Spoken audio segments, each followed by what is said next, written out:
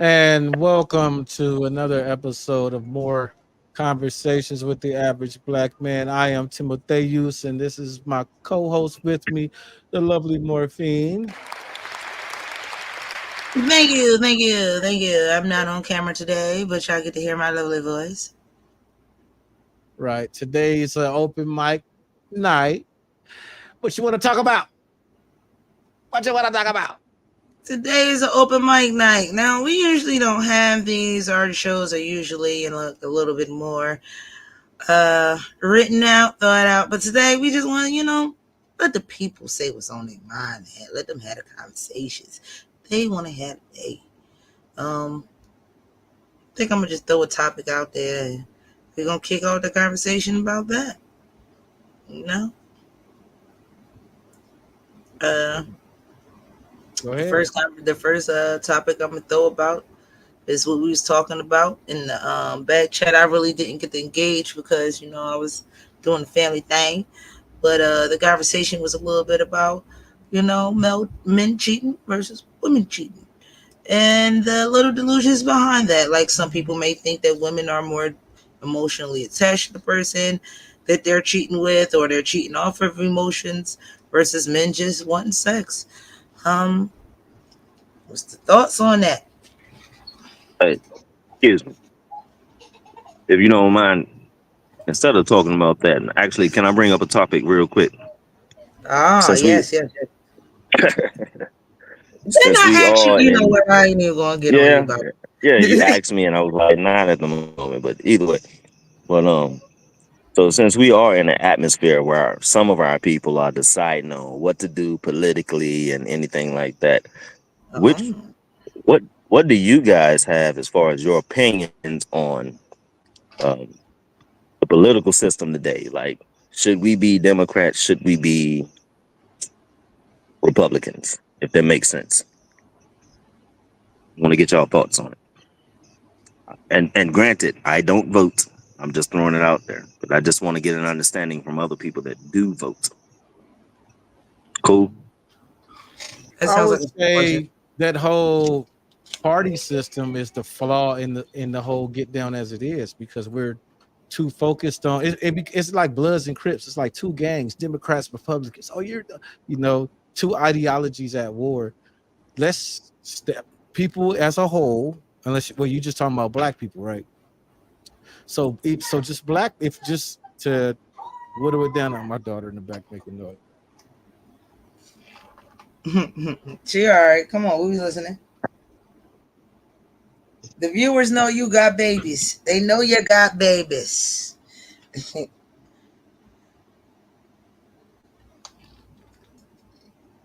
I'm gonna ask you, Zerubbabel. Can you reiterate your question? Like, can you say it again? Okay, so what I was saying is that the Sorry, I whole didn't hear you, what, sis. what, what should we be No, go ahead. Democrats I'm and gonna let him go. the whole Go what ahead. should we be Democrats and or Republicans? I personally think that whole system needs to be thrown out of the window, and that way people can actually look at the candidates as individuals and not have this concept of voting for the party.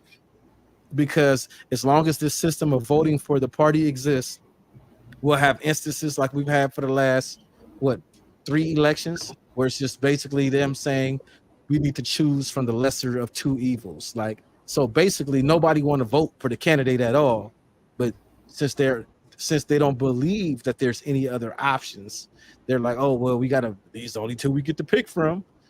So I think people need to educate themselves more, understand that there is a green party, a yellow party, amongst other political parties. I think as black people, we need to come and actually create our own party, you know, but that's just where I'm at with it.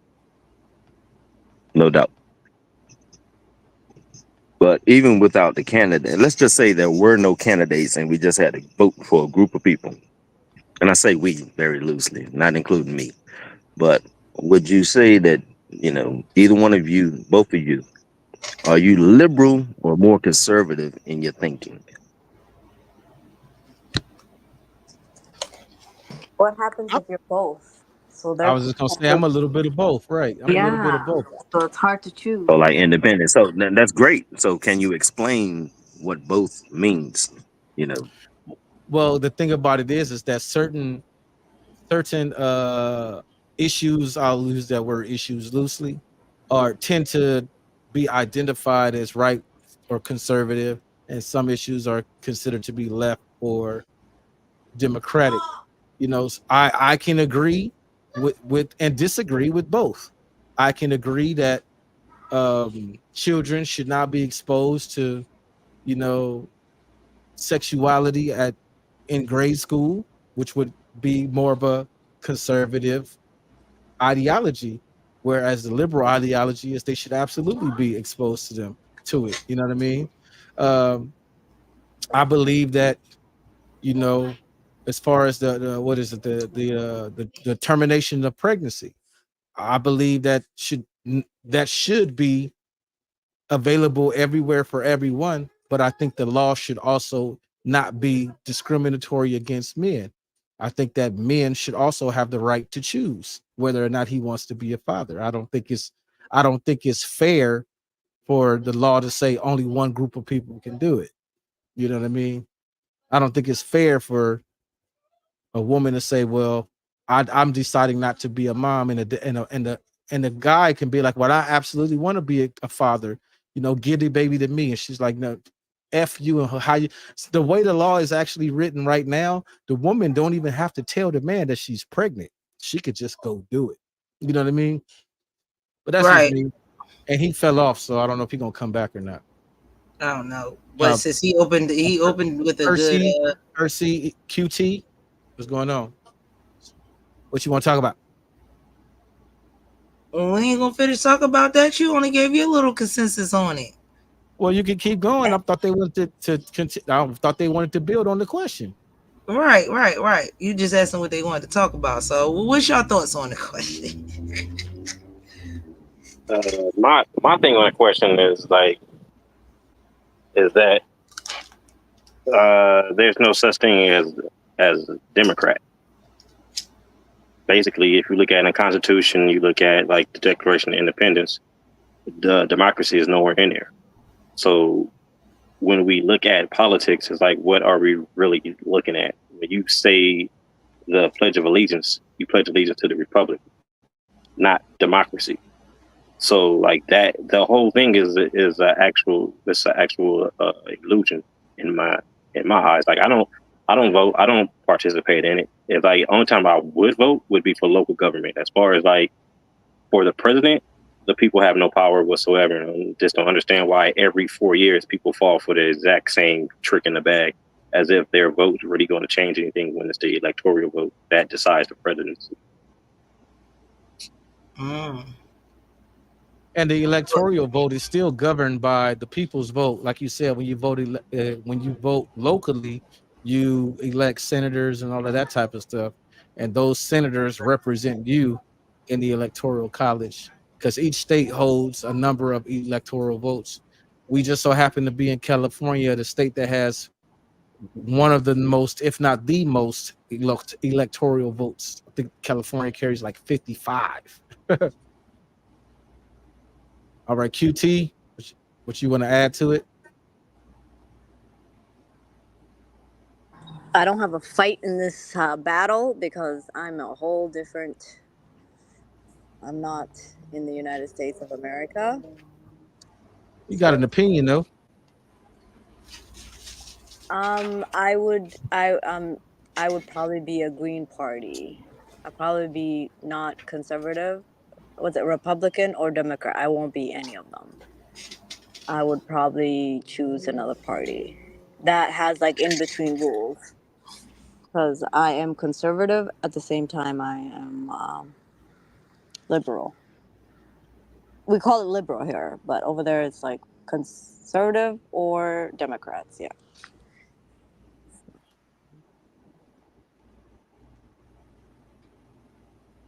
Well, it's either you could say it's conservatives versus libertarians. Now, that could be either a Republican or a Democrat. A conservative could be a libertarian, and a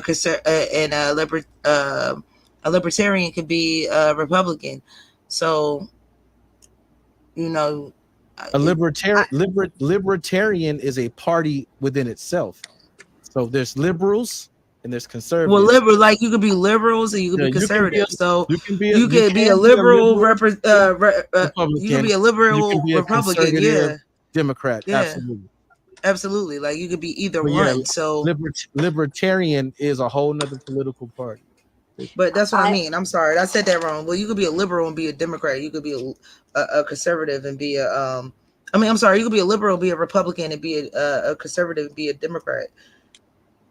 I think depending on which state I'm in, I would vote regarding the rules and regulations in that state, because each state I believe is different with their rules and regulations. So if I was in the South, I probably would vote How the South is conservative. voting. Yeah, conservative.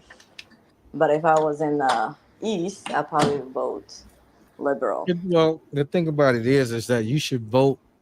What people tend to do is vote to their ideals and not their best interests. For example, there are a lot of people in the South that hold on to a lot of Jim Crow, to stay away from the R word on YouTube, the Jim Crow mentality. And they voted against Obama simply because of his skin tone. And these people I'm talking about were like, we don't need no Obama. We don't need no central health care. He wants to give people health care. And people, and those same people are on welfare receiving free health care. So it's like, you know what I mean? Like a lot of people vote against their own interests based on the propaganda that's thrown out there. Yeah, based on socialisms. Yeah. Basically, based on socialism, based on social ideas, not socialism itself, because that's a whole nother political realm right there. Socialism. Well, there you go, being my there's politically socialism, correct all the dang time. Socialism, Marxism. But we talking about politics. I don't want the audience to be confused. You know? Well, I'm not mad at you. There's Marxism. There's democracy.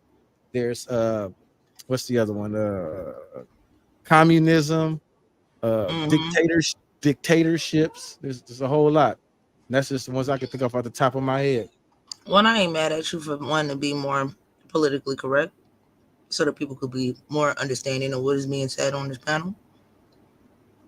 So, for my thing is, I would vote for whoever is trying to put more money and more opportunity in my neighborhood, not just my city, but my neighborhood, something that I could see, something that I could walk past every day. This is why I ask people when they asking, about these two parties, which one would help the community more, whether it's a Latino community, whether it's a Black or white community, who will help these communities more? And I'm like, well, who's been helping the community this far? Because both parties could have helped the parties that they're claiming that need help, but have not. So there is that. Like, if Trump helped a party, it wasn't just for that. If he helped the Black community or the brown community, it just wasn't just for them. It was for everybody. They just happen to benefit off of it all. Like, no one has done that. Is it fair to say that none of the party is for the minority? Minorities? Yeah, like none of the party is for them. It's more of like the working class and the taxpayers and all that. Hey yo, let's look at this. I just, out of curiosity, I pulled this up. So I went to Home Chick's website, right? I'm about to refresh it. So the first thing that pops up on her website is to donate. Boom. Okay, I don't want to donate. So boom, I close it. At the top of the screen, it still says donate. Okay, I scroll down. Register to donate on here. Register to get a newsletter. All right, boom, boom. Let's meet Kamala. Boom, we go to meet Kamala. Nothing on here is about policy. This is her history. She used to be a senator. blah blah blah. She became the vice president. Oh, blah blah blah blah blah blah. Nowhere does it says what she wants to do when she's in office. Tim Walz, boom, her vice president candidate that she selected. His history tells you who he is. He was in the military. He became a senator. Blah blah blah. You know what I mean? Talks about that. Nothing about policy. Take action. Take action. What's this? Win the fight. Enter your zip code to get selected to find an event near you, to volunteer, mobilize the community. What are your policies? What are you about? Why should I vote? Why should I rally? What is your message? What do you have that I want to relate to? Store. Get your t-shirt. Buy your t-shirts and shit. Get your t-shirts. This is all that's on her website. This is hername.com. Where's the policy? Right. I need contrast. Yep, let me what is her opponent? What's her opponent website look like? We're about to look at it right now. Yes, let's see that. Now I'm not on nobody's side now, cause I'm hearing what my co-host is saying, and I'm fit. Do y'all see it? First thing that pop up, donate. A1 day one. All right, boom. What he got on his home screen, same thing. Oh, he got it. He has an agenda. Okay. Leadership, Republican, blah, blah, blah, blah, blah, blah. Let's take the community to GOP. Let's go to platform. Read the official Republican Party platform here. He got a syllabus. This motherfucker got a syllabus. Seal the border. Table of contents, y'all. Seal the border. Carry out the largest deportation. He letting us know what he's trying to do. End inflation and make America affordable again. That's he trying to play on words. Make America the dominant energy producer in the world. Stop outsourcing. Large tax cuts for workers. Defend our Constitution, our Bill of Rights, and fundamental freedoms. Prevent the World War III. End the weaponization of government against American people. Stop migrant crime epidemic. Demolish foreign drug cartels. Rebuild our cities, including Washington, D.C., making them safe, clean, and beautiful again. Strengthen and modernize the military. Keep the American dollar strong, basically, the world's revenue currency. Fight against Project Social Security and Medicare with no cuts. Cancel the electric vehicle. Cancel the electric vehicle mandate and cut costs on burdensome regulations. Cut federal funding to any school pushing critical race theory, radical gender ideology, and other inappropriate radical sexual or political content on children. I can dig that. Babies don't need to know none of that. And for the record, political race theory is a college course. It's not being taught in grade schools. Stop that. Learning about slavery is American history, not critical race theory. It's American history. It's a difference. Keep men out of women's sports. Deport pro-Hamas radicals. Secure our elections, including same-day voting, voter identification, paper ballots, and proof of citizenship. Unite the country and bring a new and record levels of success. And then he got to read more. You know what I'm saying? Can you click on those things and then it gives you more information, or it's just like it's play on words? So can you click on the Hamas one? I'm interested in that one. Okay, let me see if it'll let me click on that one. These are just a 12-point program. So you click on more, then it's the whole platform. So what number was Hamas? I don't remember what number Hamas was. He got a PDF. You click on that joint, it take you to the PDF. Cultivate schools. Let me see. 18. Hamas was which number? 18. Yeah. Okay, number 18. Pro-Hamas racial and make our own college campus. What is Hamas? It's What's the. pro Hamas? That's what I want to Hamas is find a, out. Hamas is like a radical Islamic terrorist group that's been identified by the United States government. That's false, bro. That is false. That's why I want to see more. That's what I said. That's why I said as identified by the United States government. That's what I said. Yeah, you got But to what listen is to Hamas? I the understand. words I'm saying. Just look up the because they have two different definitions. They have a definition that's an Arabic Hamas, and they have a definition which is hey, I know I'm on your channel, so I got to be careful. I would say the Israel definition of Hamas, and when you look at the both of them, they both are the same thing because Hamas could be Israel could be Hamas, and the Palestinians could be Hamas. So when you look at that definition, the way they portray it on the television is not what that word actually means. Yeah. All this I breakdown don't like says is that. Republicans will protect Americans from terrorists. The terrorists of Guam, the Commonwealth of Northern Mariana Islands, American Samoa, the Virgin Islands, and Puerto Rico, and vital importance international. We welcome their greater participation in all actions. So it don't say nothing about that. When you actually click on it and you read it, this is like Meta AI wrote this.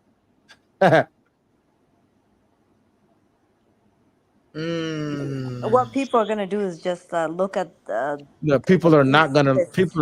click it and they're not gonna read that. This is Exactly. right. Like people, that's what I've The said. list. I'm happy QT asked to like see if it elaborate on its 20 key points that it wanted to Right. And look at focus on. the table of contents is only 6. So right away that tells you right now all of those 18 were just talking points. Still the border, the greatest economy, bring back American dream, protect American workers and farmers. What's American dream? What's all that like? There's no. The classic American dream is just to be able to work and take care of your family and buy a house and have a little piece of America to call your own. Yeah, I will agree on that. Bring comment. No, It's it don't say nothing about that on here. It's a number. I want to say number 18 is definitely standing out to me, and number which one? The one about the race, the cut federal funding for any schools pushing critical race theory, like that could have a broad spectrum on that. I don't like that, and I don't like the word of deport Hamas. That sounds religious, and I don't like that as well. All right. Like, people are not their religion; they're people. It says, what is Hamas? Hamas, the Palestinian militant, struggled to govern the Gaza Strip before launching a surprise attack on Israel in 2023, now facing Israel's military campaign to destroy it. Hamas's future is in doubt, as is Gaza's. That's all it says. Hamas is an Islamic militant group that spun off of the Palestinian branch of the Muslim Brotherhood in the 1980s. It's took over the Gaza Strip after defeating its rival political party Fatah in elections in 2026. Governments, including the United States and European Union, have designated Hamas a terrorist organization over its attacks against Israel, which have included unaliving bombings and rocket attacks. Israel has declared a war on Hamas following the surprise assault on the country's south in October 2023, the deadliest attack in Israeli history. But wasn't that proving that was themselves? That's crazy. Well, yeah, let's not go in there because we're just, this is an American. I mean, it answers the question. I mean, we don't gotta like it. Right. It just says basically what I was saying. The way that they portray Hamas in the American dictionary, loosely, I'm using that word loosely, how they define it as a terrorist group. Just like Black identity extremists are considered a terrorist group. People that are Black identity extremists are say it loud, I'm Black and I'm proud. You are now a terrorist because you say that. You see what I'm saying? I definitely would agree on that. I mean, America has a big thing about about individualism. They don't like that. Not as a people. What you just want to say, Percy? I was gonna say first is the United States, not necessarily America. And then it's pretty much it's the same thing as the Crusades. It's still Christian versus Muslim. So of course that you're here in the so-called Christian nation that doesn't say that it's a Christian nation, but is portrayed as one when it's not actually one. And it's just they have to do that to keep certain people in certain places. I want to read this definition, dude. Check this out. I want to read this definition, and I want y'all to tell me how this is not pertaining to America. The unlawful use of violence and intimidation, especially against civilians in the pursuit of political aims. The word I'm defining is terrorism. Right? That's funny. How does that not pertain to Americans? The unlawful use of violence and intimidation, especially against citizens in the pursuit of political aims. That's just not America. That's all of North America. Man, that's the most American thing I ever read. Yeah. That's all of the UK, Canada, all of it's every country's or that's all the imperialistic countries. Got you. Yeah. But let's move the topic on, and anybody that's watching, if you're in the comments and you want us to keep going, put a 1 in the comments. If not, we're gonna carry on because we don't want to get stuck on this too long, but we definitely need to have a political show for sure. You're right, because it's getting around that time and it's getting close to election season. I wanted to have at least one or two more shows before we got to that, a little closer to election time, where in my opinion, the senses are a little bit higher. People might be a little bit more clear-headed, maybe some more information to be out by then. But I would say this in this conversation: the contrast between the two sites is remarkable. He has actually key points on his site, and she has absolutely nothing. However, they both have a lot of donate to me type advertisement on all over their sites.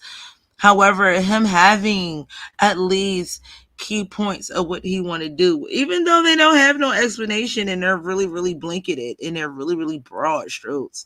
So you don't understand not everything that what he says. Some of them is just common sense, but a lot of it you just like, what the hell that means.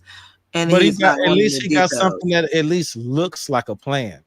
You know what I mean? Yeah, that's what I was saying. Like, the fact that he has something that looks like a plan is good enough, but it shouldn't be. And it shouldn't be good enough that she don't got no goddamn plan. She don't got no plan at all. She can't be president. She does have a plan. She just has Joe's plan. It's the same information. It's just a different face. At least she can post it. And she can't be president. That's the whole issue. She can't. All right. What? So break that. Wait. Break that down, and I'm gonna say these words to for YouTube purposes. Break down your conspiracy theory. You know what I'm saying? It's not a conspiracy theory. No. Listen. You got to hear what the hell I just said. For YouTube purposes, because YouTube is break down. Look conspiracy theory. You dig? Right. Just look up. Like, is she a citizen? She was born in Oakland, bro. Is she a citizen, bro? According to the 14th Amendment, she is. Anybody born on the soil it has citizenship. A person. Mm-hmm. So, okay. All right. See, if what? That's what I'm saying. I'm just saying, according to the 14th Amendment or the 15th, it's either the 14th or the 15th. Say if you're born on American soil, it says persons. Persons could be a corporation. It doesn't necessarily mean a human being. That's what it says. It doesn't say people. It says persons. It's wordplay.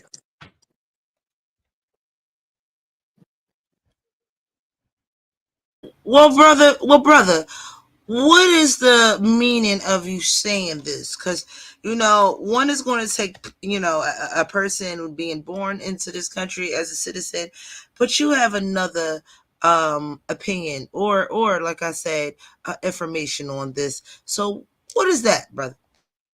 The 14th Amendment states that the 14th Amendment guarantees citizenship at birth to all individuals born on the soil of the United States or within its jurisdictions based on just the soil.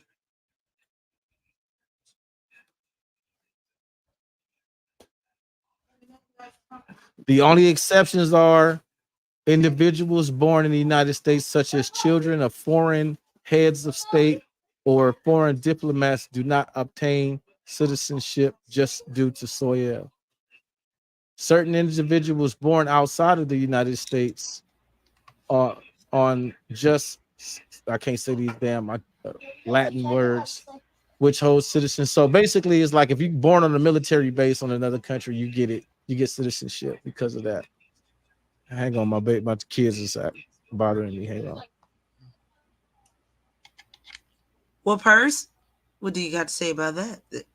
What is your opinion? Now, I ain't going to say what you got to say, like, 'cause it has to be a rebuttal, but what is your opinion?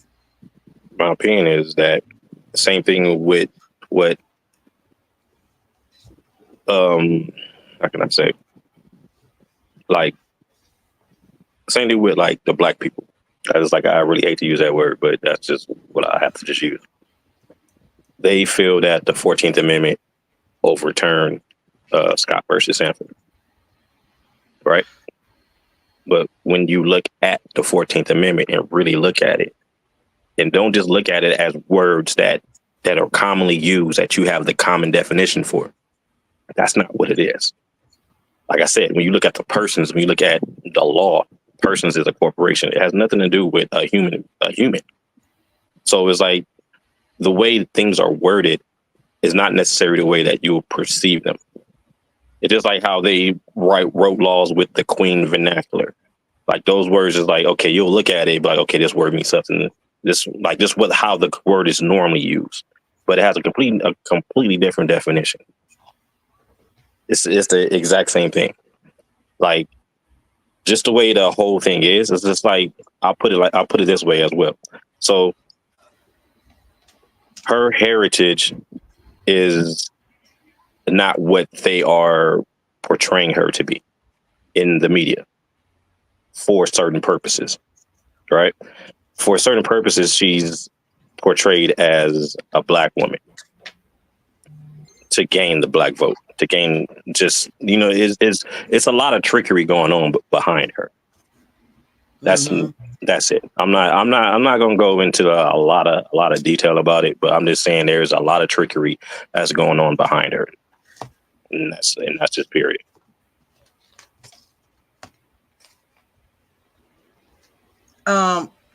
Like I want to say, and I want to say again, those two websites, contrast, was just not good. It shows flaws for her, a lot of flaws for her, that she has no plan. Even if her plan was buy-in plan, she could have copied and paste and wrote that thing in her own words. Something should be up there, and his should have way more details than what the hell he just said. But at least he has something. At least you could go off of something. And I don't like two of those little things that he has, and that's the one with the Hamas. But I mean, now that I had a better understanding of what he means, it's like, okay, that's a little above my pay grade. And the other one about the basically deterring racial theories, basically, it kind of sounds like if he wanted to take out slavery from the history books, or if he wanted to take out, let's not say slavery, because it's not always about us black folks. Let's say he wanted to take out how they came to America and took it away from the Native Americans. He wants to, he may want to, not say he is, but he can, because it will fall under that little point that he made right then and there. Like that one point is like I said, is a blanket. It will blanket a lot of things that we don't want it to blanket. Let's say it that. I get that, but at the same time, like, what did you learn in school? What did you actually learn in school about yourself? You didn't really learn too much of anything. So taking critical race theory out of the situation or whatever is who's writing the books. So that to me, that is kind of like a distraction in my eyes, because it's like you could go to school and you don't hear anything about yourself, and then the whole narrative just starts with slavery. But then when you start to study U.S., like real U.S. history, you'll begin to see that a lot of that slavery shit was a lie. True. I also would like to say that maybe the factors in what happened to black people in America needs to be revised and updated so the truth can be on there. But to not talk about it, not want to talk about the Native Americans and how the fuck and the things that they did to them and the things that goes on. That's not just American history, world history, because we learn in social studies is just not in America. When we go to grade school, it's just not American history. We learn world history along with that. So if we can learn their dumbass mistakes, the idiotic and most inhumane things that they did, but you want to blot out yours, no, that's not cool. Yeah, I got a question. So when I hear this conversation come up, shame on me because I never went to go dive deeper and find out exactly what they're trying to remove, right?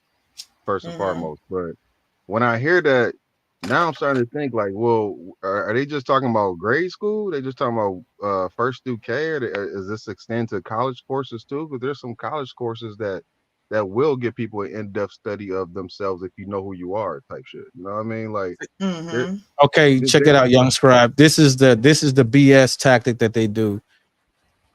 The course that's called critical race theory is a college course. It's not a high school course. It's not a grade school course. So them saying that they teaching critical race theory in schools is an outright lie. This is a tactic that they're using to try to take anything race related out of schools completely. So race related means slavery. Race related means civil rights. So they want to effectively stop teaching American history and hide behind this notion of them teaching critical race theory, because all critical race theory is saying, critical race theory basically, to oversimplify it, is just basically what would black people be had slavery never happened. You know, that's all it is. Like, well, if slavery never happened, what would black people be? Well, the only reason black people are where they are is because of slavery. It's because of Jim Crow. It's because of this. It's because we've been conditioned to believe that they're less than us. That's what critical race theory is about. So, got you. So they don't want it. Right. So does that okay? So they stopped the critical race theory. You said that's a college course, correct? Right? Mishear you, right? Okay, so what? 1 through K, they still teach like the fundamental. You know what I'm saying? Like the slave narrative still, but you don't get to get no deeper than other than that unless you strive to. You know what I mean? How we all did kind of strive to find out more information. But what about the next man who didn't strive to find out more information? They just still with that narrative. Like that's all they gonna give us now? It sounds like that. It sounds like they're trying to closet information again. Right. They're trying to get rid of that too, because the whole thing is there's been this push that they don't want white kids to grow up and believe like my ancestors were horrible people because they owned slaves. You know what I mean? They don't want one group of kids to feel bad for their history. But that's what history is all about. You know, Jack the Ripper is somebody's granddaddy. You know what I'm saying? I'm It's, hip, it's bro. just Like, it's just it's just what it's no, just like what it I feel is. you. I feel you. You know what I'm Yeah. saying? It's just what that's just the way the cookie crumbles. You know what I mean? I mean, okay. I mean, I get it. I get it. Like, just like the psychological information, the weight of that information on some kids who may not know nothing from nothing, right? Like, oh shit, my people did that to your people. I'm talking from a white person perspective, right? They probably may feel like a little bit of shame for, you know what I'm saying, for their position in life, and they may grow up with that hinderness. Okay, I get that. From black people's perspective, it may form some type of hate. You know, so I get that why you may want to remove that. But at the end of the day, it's like it's still gonna be questions. Like, why are these people treated so much better in society than I am? And it is gonna, you know what, it's gonna go right back to the race thing. How these people have been conditioned to think because of what, you know what I'm saying, because of the facts of what happened. They can't just get rid of that. Like, give niggas some reparations. Maybe we'll stop talking about it a little bit. Like, you know what I'm saying? Like, you can't just not. That's crazy to me. Like, that's so crazy to me, bro. You can't just But you not gotta talk be about you that shit gotta no more and see. think it's okay. Now here comes my I gotta use these words for YouTube. Here comes my conspiracy theory with the air quotes. You feel me? So with this word reparations, right? This word reparations comes around. Let's just hypothetically say that because the law is gonna basically say we're gonna provide reparations to the descendants of slaves, right? This is the day they're gonna pull out them history books because at the end of the day, the government's not gonna want to pay this money. So they're gonna pull out every stop to pay as few people this as possible. Because first of all, they're gonna have to prove who is and isn't the descendants of slaves. And you know who gonna show up first? You know who gonna show up and get their checks first? People that Man, don't look like us. The they people gonna that shoot don't look man, like they gonna us. shoot themselves in the foot if they ever No, try some shit no, like that. no. Then what they Listen, gonna listen. say? The The niggas that people, wasn't slaves were the actually Native Americans. Well, get listen, get them their no. I'm white not even. privilege. I'm You know not what even I'm saying? going. I'm not even going there with it. Where I'm going with it is that the first checks that's gonna go out are gonna be to the people that were documented, the indentured servants. And before indentured, they were only called indentured servants after Bacon's Rebellion. Prior to Bacon's Rebellion, Caucasian people that were enslaved were called slaves. So it's gonna be a whole lot of them that's gonna get reparations.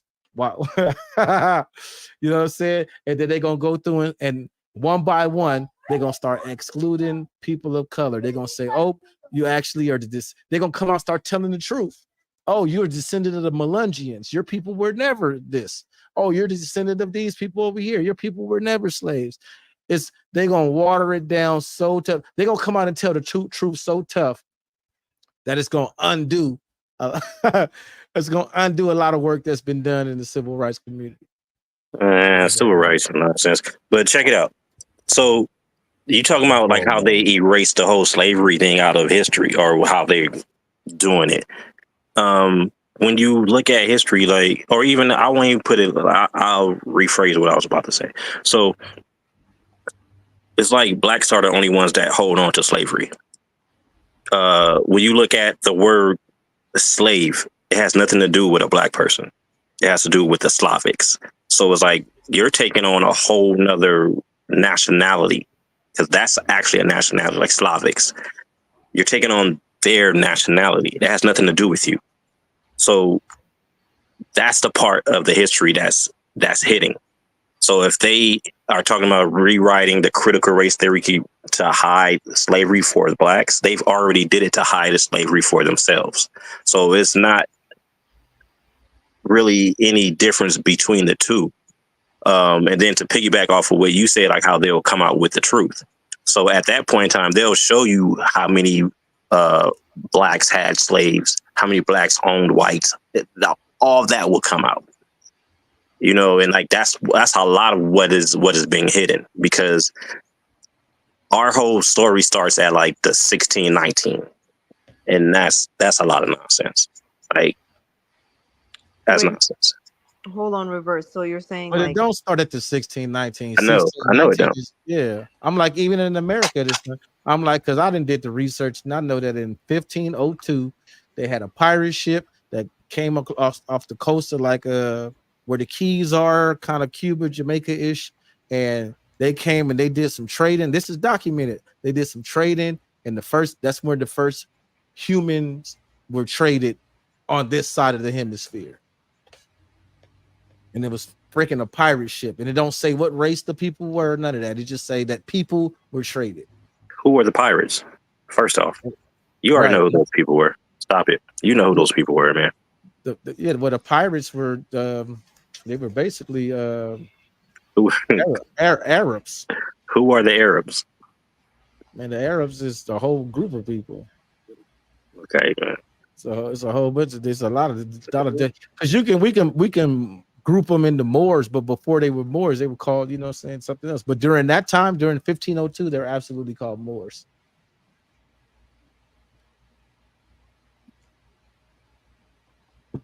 And that's the one thing that is not to be taught.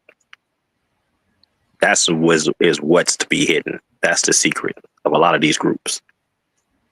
Listen, slavery is all around the world. It's not just America. But however, America is the last of like the ending. No, South America actually had slavery well into the 1800s, long, about 40, 50 years after, 60 years or so after the American slavery ended. So Research when slavery ended in Ethiopia before you even go there. See when slavery ended in Ethiopia. Oh yes, it's still going on over there right now. It's like 1960s, bro. Well, it's still going over in certain areas over in the continent right now. Yeah, it isn't legal, but it's still going on.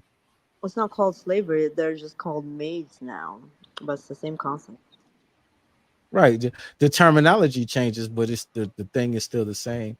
So that's why I was saying we can't get caught up in the words necessarily, because they just changed the words to, this is gonna kind of be off topic, but today I just spent like an hour researching my first name and my middle name, and I went through every single different connotation of my first name and my middle name, and my first name and my middle name literally translates to "he who struggles with honoring God."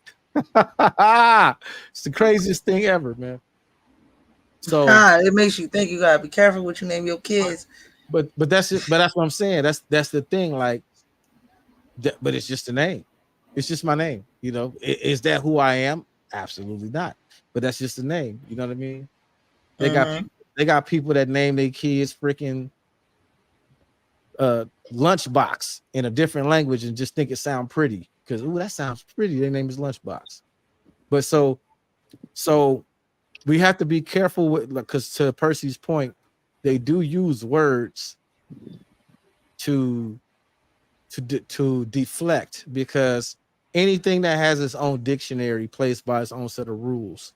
And there is a dictionary called a law dictionary, and terminology that we use in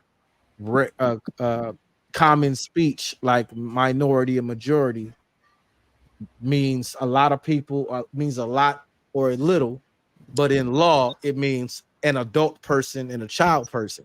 A majority means a legal adult, and a minority means a child.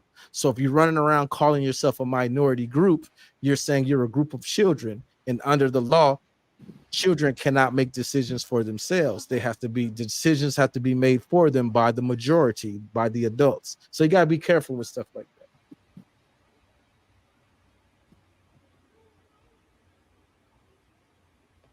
That's facts. That's where a lot of the issues come in at too. Because you running around like you're literally a bunch of people running around calling yourself minorities, and then expect something to change when you have no standing in law. Like that baffles me to this day. I have another topic. Go ahead. Go ahead, Kitty. Okay. My thing is, I guess it's like,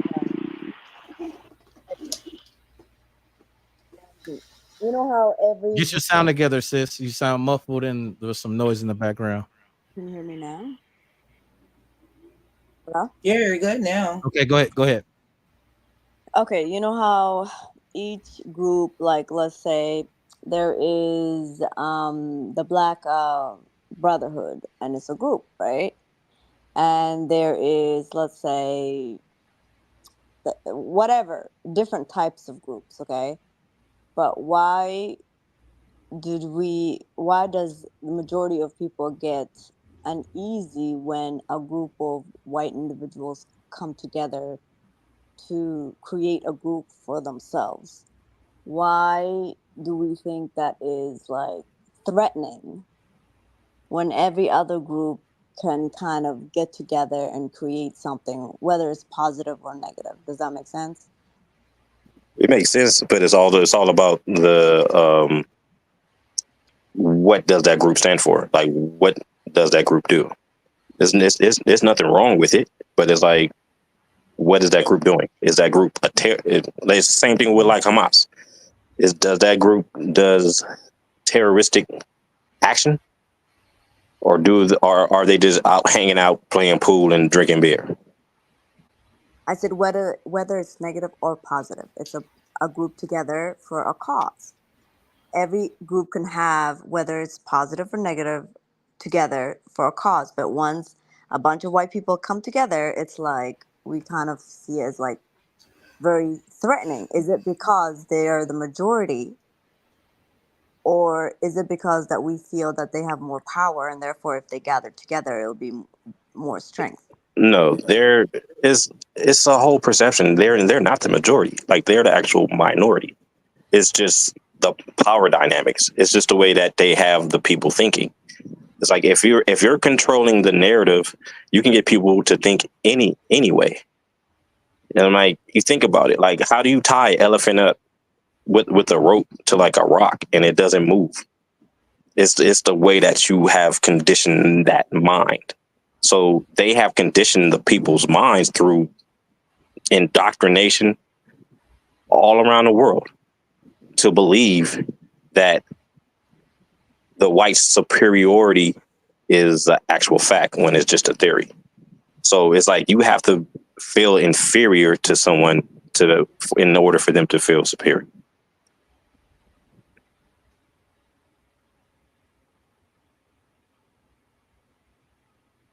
Well, yeah.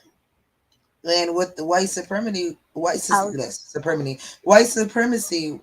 if I can't say that on YouTube, I say supremacy. With supremacy in general, you feel the superiority they feel that they have over everything, and then they do have a monopoly on everything. So that wasn't, Well, hold on, Morphine. I want to touch on this comment right here. Shout out to Mike B. Of this country is anti-race. Wait, the basis of this country is anti-black racism. So to teach the truth would unravel the fabric of this country. Okay, the reason I want to touch on that is because it isn't. I wouldn't say it's anti-black. It's pro-black. And the reason I say that it's pro-black is because you have to understand that black, from a legal standpoint, emphasis on this legal standpoint, is a legal status. So they want you to identify as that status. They are not anti you being that status.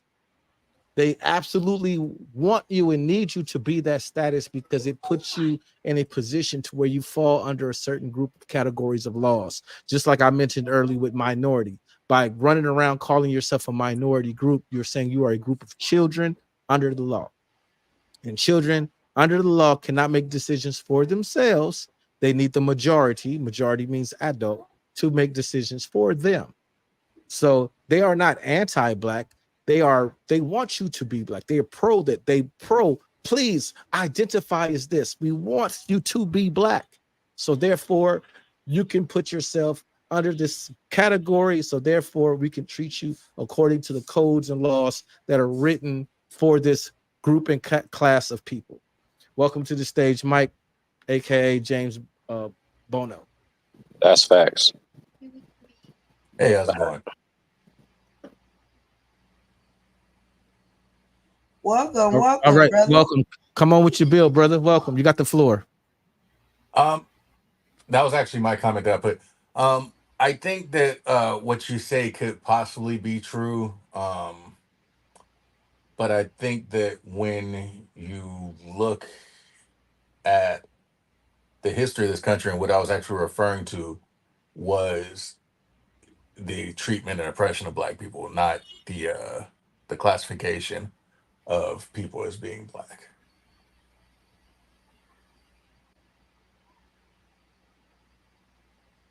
Is Okay, let there me. a difference in the treatment of being black and being black? That's the difference between the treatment of being black and being black. Nobody's black. First off, that's just a social status that you're sticking to. Because at first, you were colored, Negro, African American. So black is just a word that's being accepted by these generations now. Like my father's in his like 80s. So in his generation, if you call somebody black, it was a fight. It wasn't accepted. So we are accepting these terms and actually thinking that it's something positive when it's absolutely not. You can't really go to other countries and be like, I'm black. That doesn't, like, what is that? A lot of countries don't even understand that. It's basically in the United States. Yeah, that's true. And But I the mean, thing about that though we're too, referencing the United States though, so we have to use the terms that are but the thing here. about that though, Percy, is that that term has also evolved. So people like myself and you and a few other people understand the legal history behind it, but at the same time, we have to acknowledge that it has also grown and blossomed to being recognized as an American culture. And when I say this is why you see Jamaican people say, I'm not black, I'm Jamaican, and they be blacker than your patent, they be darker than your patent leather shoe. You see people say, I'm not black, I'm Dominican, I'm not black, I'm Panamanian, because they don't want to be associated with the culture that goes behind, that's attached to that particular connotation of the word. No, it's not the culture. It has nothing to do with the culture. Those people have nationalities, so they're going to call themselves by their nationality. And to consider a person as, I'll put it this way: what color is coffee? Depends on what you put in it. No, I'm just fucking with you. What color is it? What color is it? Black or brown? Brown. It depends on what you put in it. It depends. You've never seen black coffee, Tim. Come on, stop beating around the bush. You've never seen black coffee. I've absolutely seen black coffee. You've never seen black coffee, Tim. Yes, I have seen black. If you roast it, it turns black. So the bean is not So black, what- but the liquid itself is black. Is it or is it brown? Is It's a brown. darker it's a dark brown. shade? Right. It's not black. Oh, okay. So you It's like a darker just shade of like- I got mahogany. you. Just like our hair. I got you. Just like our hair. Okay, I got you. Just like skin tone. A person will be a darker brown. Nobody's walking around with black skin, bro. So it has nothing to do with the skin of a person. Man, I'm telling you, like my last trip to Morocco, bro, showed me like so much about the United States, and it shows just how false this shit is. Like to actually go and like talk to people and actually be like, wait a minute, like what? To hear this shit different and to see it with proof, like going to the first US embassy and just looking at the different things and to see like the thing that tricked me out was like to see pictures of like President Obama inside the actual embassy. But then when they come back and talk to you, they have a whole different completely narrative. So it's like that's what I say. When you go around the world using the word black, people don't relate to that. They relate to their nationality. Is not anything that anyone else wants to attach themselves to. Just like here, we're so stuck with this 1619 theory with the African. I mean, not the African, but the whole slave narrative. Like we're stuck on that because that's the only thing they teach us. They don't teach us anything else. So basically You what have to you're go find the saying is- information for yourself. So basically, what you're saying is, when you went to other countries, they immediately identified you as an American. No, they didn't know where I was from. First off, when I went to Morocco, the first thing When you started talking, they recognized your vernacular, bro. Absolutely. But guess what? And They never called me black. Never. Right, they But called they you an call American. you American. Never called me black. I see where you're going with, because if you go to other countries, it's definitely where you're from, like where your tribe is from. It's not really like black. It's like I'm from like Nigeria. I'm from this. I'm from that. Like it's based on. He's right. It's yeah. only that I came to North America that the black term is used. Like I'm black. I'm white. I'm mixed. Those three. And I'd like to actually add to that, and I think I've said this before on a couple other shows. I'm actually from Germany, even though my father's black, my mother's German.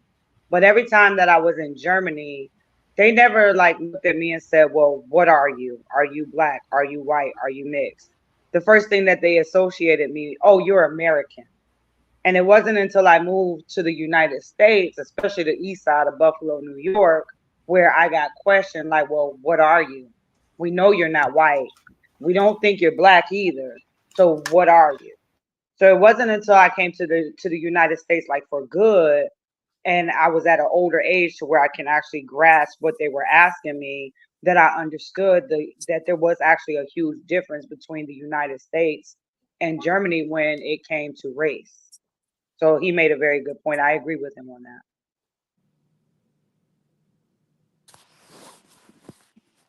Shout out to Miss Fields for joining the panel. Shout out to Janelle for joining the panel. So what she just said just reminded me of a conversation that we had in the back chat a couple of days ago, and the brothers were raising a hell about it. So what I proposed is that why are we, the so-called black people in America, so opposed to giving ourselves an identity of our own, that we want to splinter ourselves and identify with cultures that we have no remembrance of? We may have bloodline connections to, but we have no remembrance of it. And if we follow the narrative that has been explained to us, going back to the 1500s, like I mentioned earlier, we've been here 500-600 years. And then in that time, we have cultivated and evolved into a culture that is distinct to us, to where in 2024, we are the most influential individuals on earth. The 40 million of us that make up the so-called Black American has influenced the entire world with the culture that we have cultivated here. But yet we reject this culture. We don't want to say that we don't have to use the term black. We just name it something. We want to throw away all the work that the people before us have done. All of the people that got their asses beat in the street, they got killed, they got hung and lynched. We want to throw all of that work that they did away. Fuck all of them. I'm not them. I'm an Israelite. Fuck them. I'm a Moor. Fuck them. I'm a Kemet. Fuck them. I'm a whatever the fuck. You see what I'm saying? Why is it that we are so against what we have cultivated? We was here. We cultivated. This is literally ours, but we rejected. And everybody was like, "Oh shit!" Like nobody really gave a clear, concise answer. And I don't think it's a rejection, Tim. What I think it is that they don't know. Like, you don't know, because like if a person's not going to treat you right, they're not going to teach you right? So the thing, there's just a few things that you said that stood out. How you say we're the most influential, right? We pretty much in the world looks at us and all this, like we are creators and all this stuff. Now,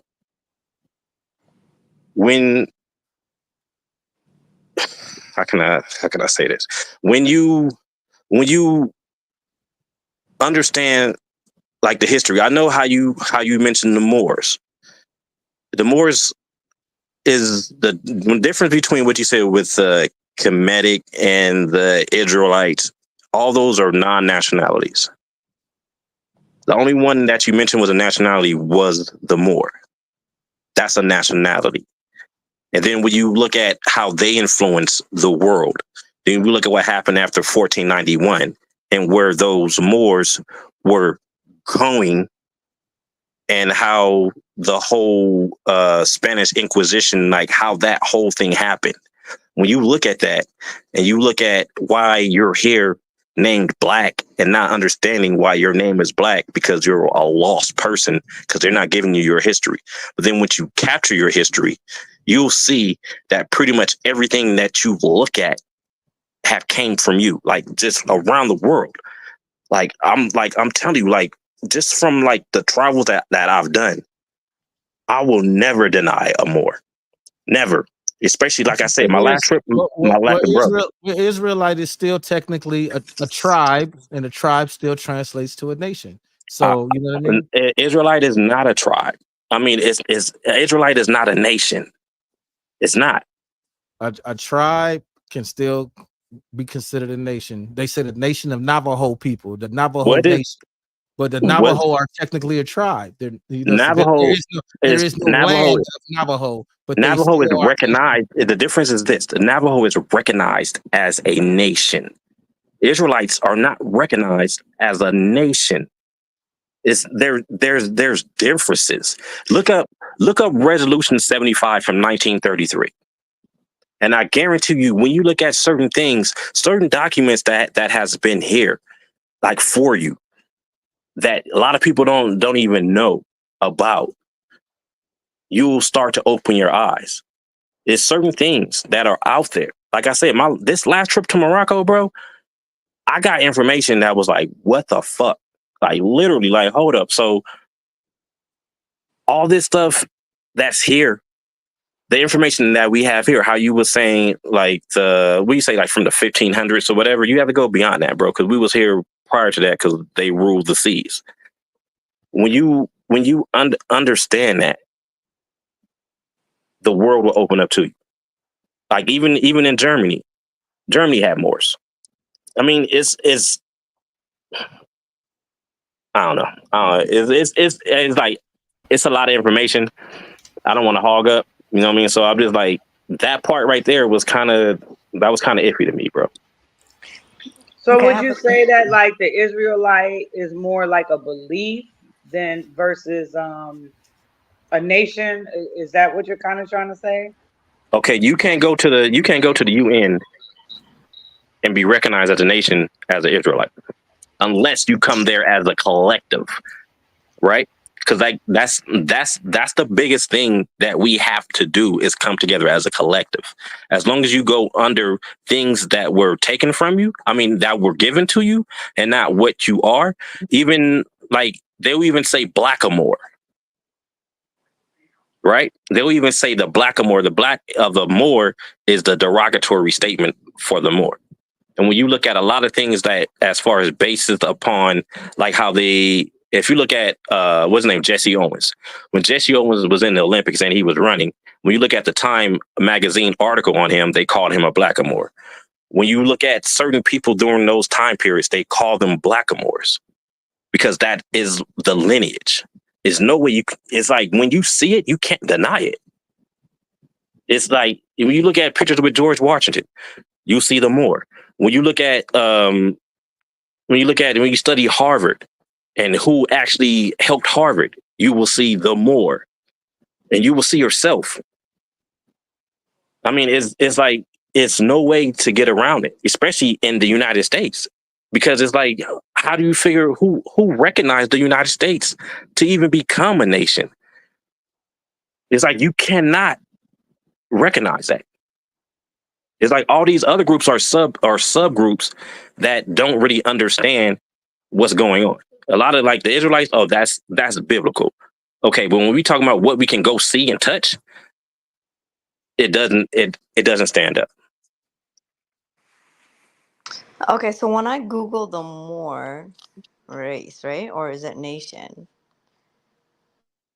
Like it's a combination of different tribes or like different ethnic backgrounds. Right. Is So that the what you- Moors, Yeah. like So South Africa, which is northern Senegal, western Mile, Morocco, western Algeria, Arab, and Yemen and Syria.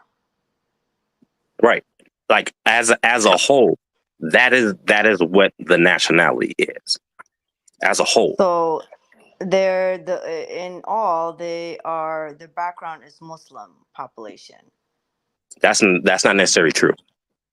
I'm gonna tell you that right now, and that's why I was going Algerians, back. That's why I went to the whole they're the Christian against the Muslim, because they have to do that to stop that narrative. I mean, they have to no, have that narrative to stop you from going back to it.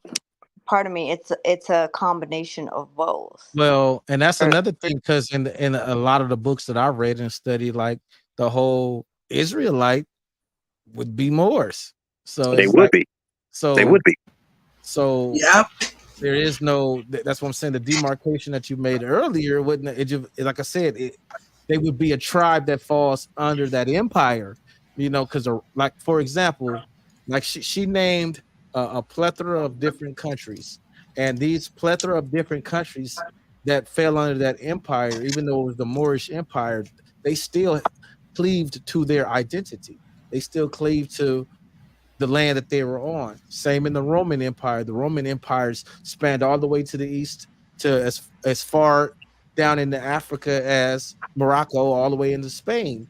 And they never called themselves Romans, even though they were a part of the empire. Who didn't? What do you mean? So the people, like, okay, for example, the Roman occupation of Egypt. The Egyptians were forced.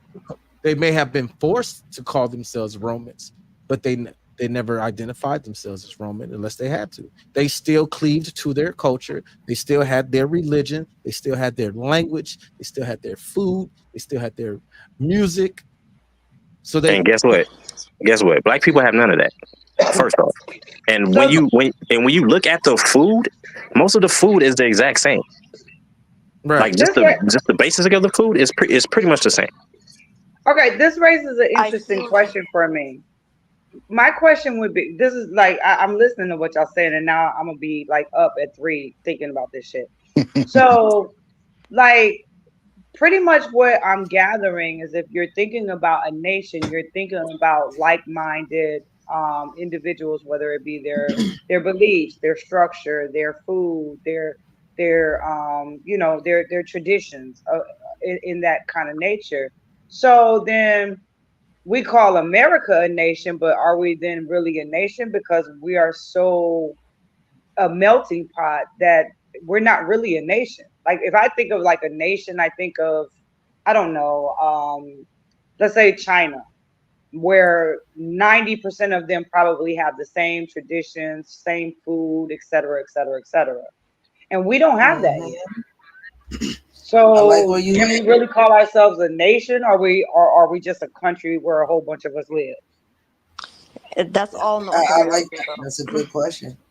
That's That's a all great North question No, right but America. there. That's a good there question. are some and very limited things that we can truly call American, like American football, American basketball, things like that. But for the most part, even the history books acknowledge that this country was founded by immigrants. So and they refer to this country as a melting pot. So that's already woven and written into the history. Now, as far as us here in America saying that, and when I say us, I mean us that they got this melanated skin that say we are not a nation within ourselves and that we don't have a culture. I don't give a damn where you are from the East Coast to the West Coast. If you are a so-called Black American, when there's a holiday, all of you are eating greens. We frying chicken. We eating okra. That's cultural. And Percy was saying that that's something we don't have. That is absolutely something. Food is absolutely something we have. Music is absolutely something we have. We don't covet it the way I feel personally that we should covet it. We don't, but and us, when I say we, I mean, I'm speaking in general and Absolutely. loosely. we as a collective are hypocritical in a sense to where we'll covet it and reject it at the same time. And an example of that would be, oh, look at Sexy Red, she's so ghetto. That's not all black people. All of us ain't like that. All of us ain't tattoos and red weaves and twerking and all of that. But then they see what's her name? It's from Australia, T.I.'s label. The white girl. Iggy Azalea. Iggy Azalea. Yeah. Oh, look at Iggy. She's trying to be black. Oh, so then you want to covet it. Then you want to say it's yours. You see what I'm saying? Right. Like you want to reject it in this sense, but as soon as somebody else start doing it, now you want to say it's mine. You can't have it. That even goes down to the hairstyles, the clothes, and those natures. If let's say a Caucasian woman, I'm not gonna keep calling them white. If a Caucasian woman wears braids or box braids or cornrows, then we're thinking that she's what is that? That's culture appropriation or some shit. And we wear weaves all the damn time, and we don't think about it like that. People gotta understand the definition of cultural appropriation. Cultural appropriation is when you do something and you don't give credit to the source. You then say that it's your own. In the 1970s, when Bo Derek came out wearing cornrows, Bo Derek is a French woman. They start calling them French braids, as if Bo Derek invented it. So that's why it's called appropriation. All right, I have a question for all the. Well, there is that. Do black people do that? Do black people take something from other cultures and be like, okay, I'm not going to give the culture their props? I don't think we do that a lot. I don't think we do that at all. I think when it comes to culture, I think it's a mixture of everything. If you go to different countries, you'll see a mixture of different cultural when it comes to food, even dresses. You can see, like, if you go through Yemen and if you go to like Saudi and you come to like East Africa, you'll see all different, like the dresses are kind of alike, but just they tailor it differently or they put their own little mix to it and whatnot. So I think like even American food, like Black American food, has a mixture of other influences from other parts of the world that is mixed together.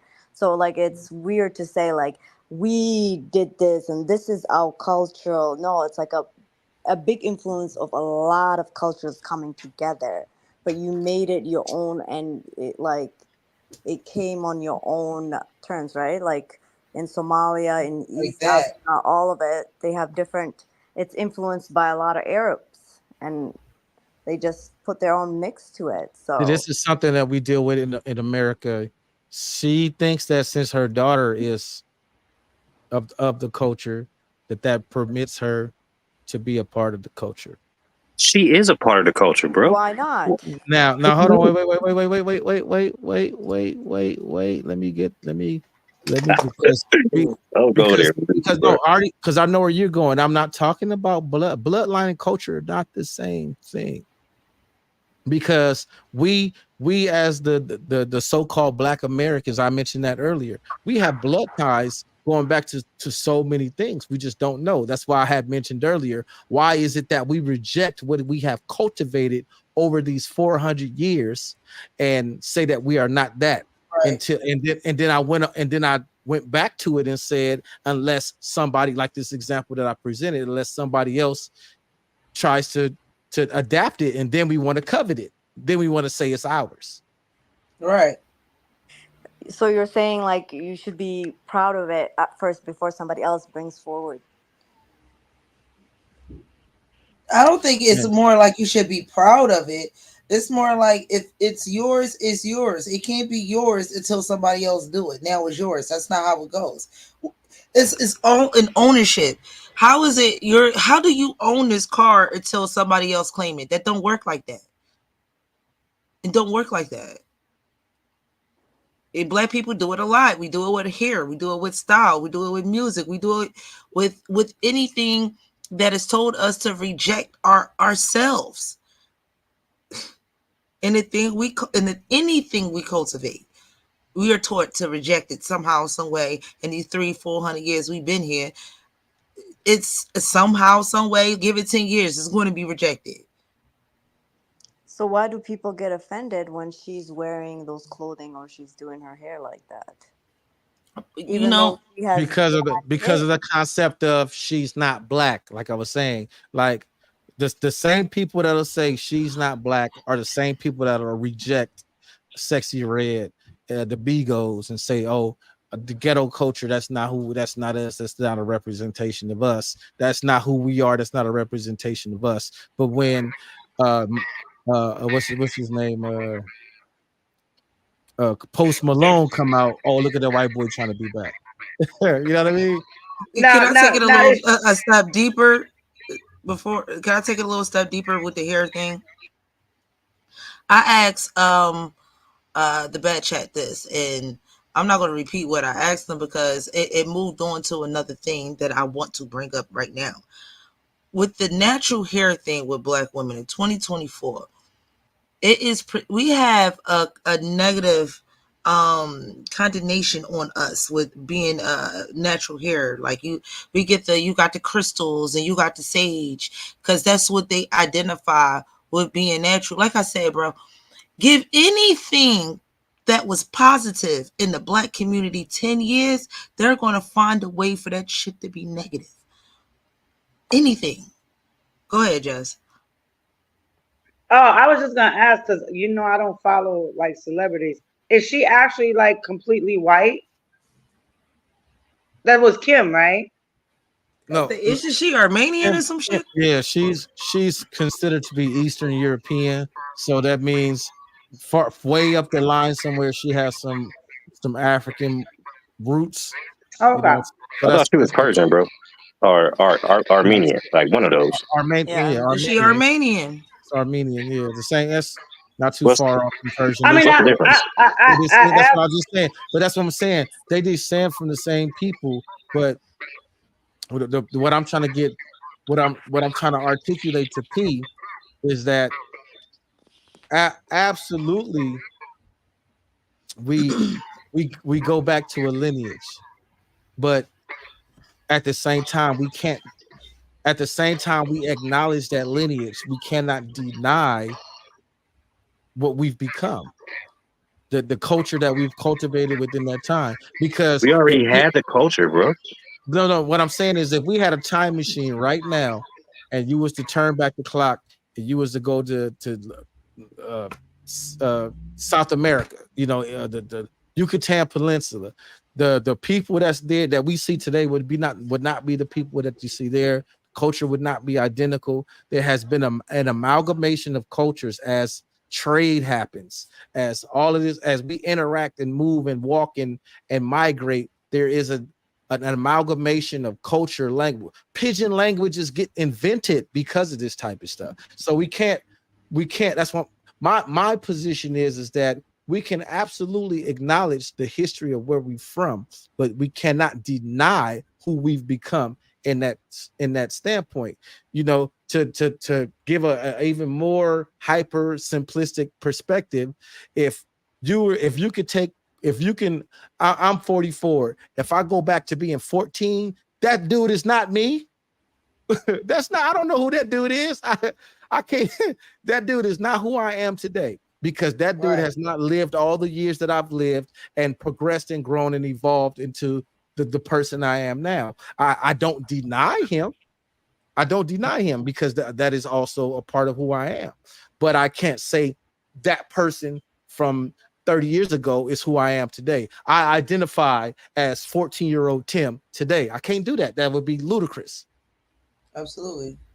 I have a question. So the culture that the Black American that you say they have, like Sexy Red or whatever you were giving examples of, is that culture due to like the deep cultural like background, or is that due to circumstances of the country? It's due to circumstances. It's the evolution of the culture over time. Most of the music that you hear today in America was invented by the people that they call the slaves. Everything is a branch off of the same tree. Blues, country, hip hop, jazz is all us. Rock and roll is so associated as not us today. It's called white boy music. But the first rock and roll artists were Chuck Berry and Little Richard and what's your boy? Come on, baby, do that twist. That, you know what I'm saying? Chubby Checker. Right. That was rock and roll music. And there are countless movies that show the history of these record labels where they show how they have the black people in the studio recorded, writing something, or they'll have the record executives go to the juke joints with little recorders and go there and transcribe the sheet music because they are perfect pitch, and they'll come back and they'll do the same song and they'll circumvent the ownership, which is how they get us. They circumvent the ownership by documentation. You can be the author of something. This is where a lot of people get copyright twisted. You can be legally the copywritten author of a intellectual property and not have the right to sell it, which is publishing.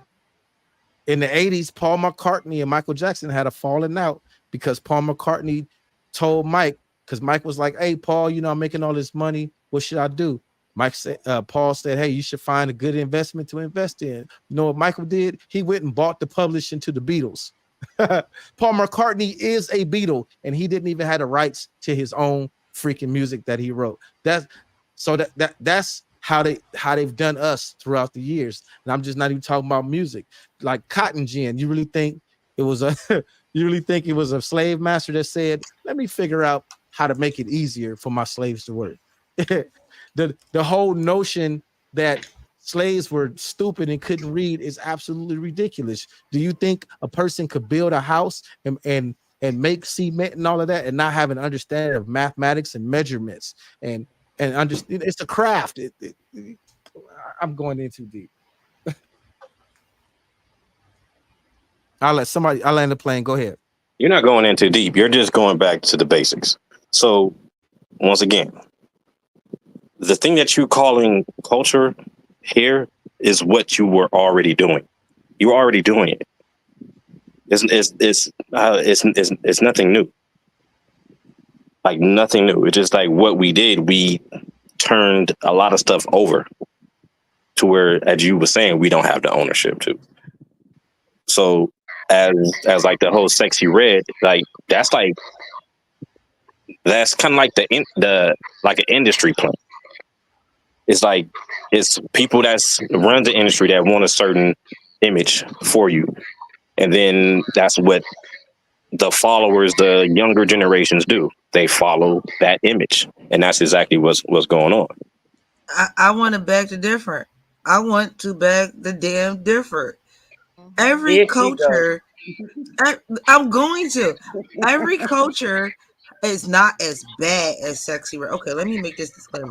I never seen music that damn broke. I never heard it. I never seen it. I never heard or witnessed or experienced a Sexy Red in my generation. It wasn't, if it is a bad, it wasn't that bad. So I will say this though. Every culture has a shaky butt damn segment of their culture. Like, you know, Hawaiians, hula dance, Jamaicans have dance halls and things like that. And did you see a Jamaican dance hall? That's what we will call ratchet as hell as Americans. But to them, that's their culture. Yeah, but can we? But hold on, real quick. Can we just really say out loud that Sexy Red is not our culture, please? Can we just please say that? No, she's not our culture. But I would say the twerk ain't no but. She's not our culture. Period. Thank period. you. But see that, that goes back to the that goes shaking ass and all that twerking and stuff. That's been culture. You guys just did right now exactly what I'm talking about. Yes, that's what I'm saying. You guys are denying Sexy Red, but the minute Susie Q come out with her blonde hair talking No, I about. would deny Susie Q too. I would No, deny all no, of Let me it. say this. you're speaking of you as an individual. I'm talking about Yeah, as an individual. as I'm talking about the collective. The minute that they come out and be like, Al, what's her name? Catch Me Outside. You know what I'm saying? She trying to be us. And the That's not collective, us. That's just but ghetto culture. right, but that's what I'm saying. But But where is and this see, ghetto culture coming from? well, that's It has to come and from that becomes somewhere. Everybody. a different demarcation. But no, but see, but that's where you have to distinguish a different demarcation as well, because it's semantics. What we would call ghetto culture, we wouldn't look at white trash people and call them ghetto culture. We would call them white trash. But It's the same shit. it's essentially the same Oh thing. yeah, to me it's the same thing. It's just Yeah. people in poverty that's living a certain type of way.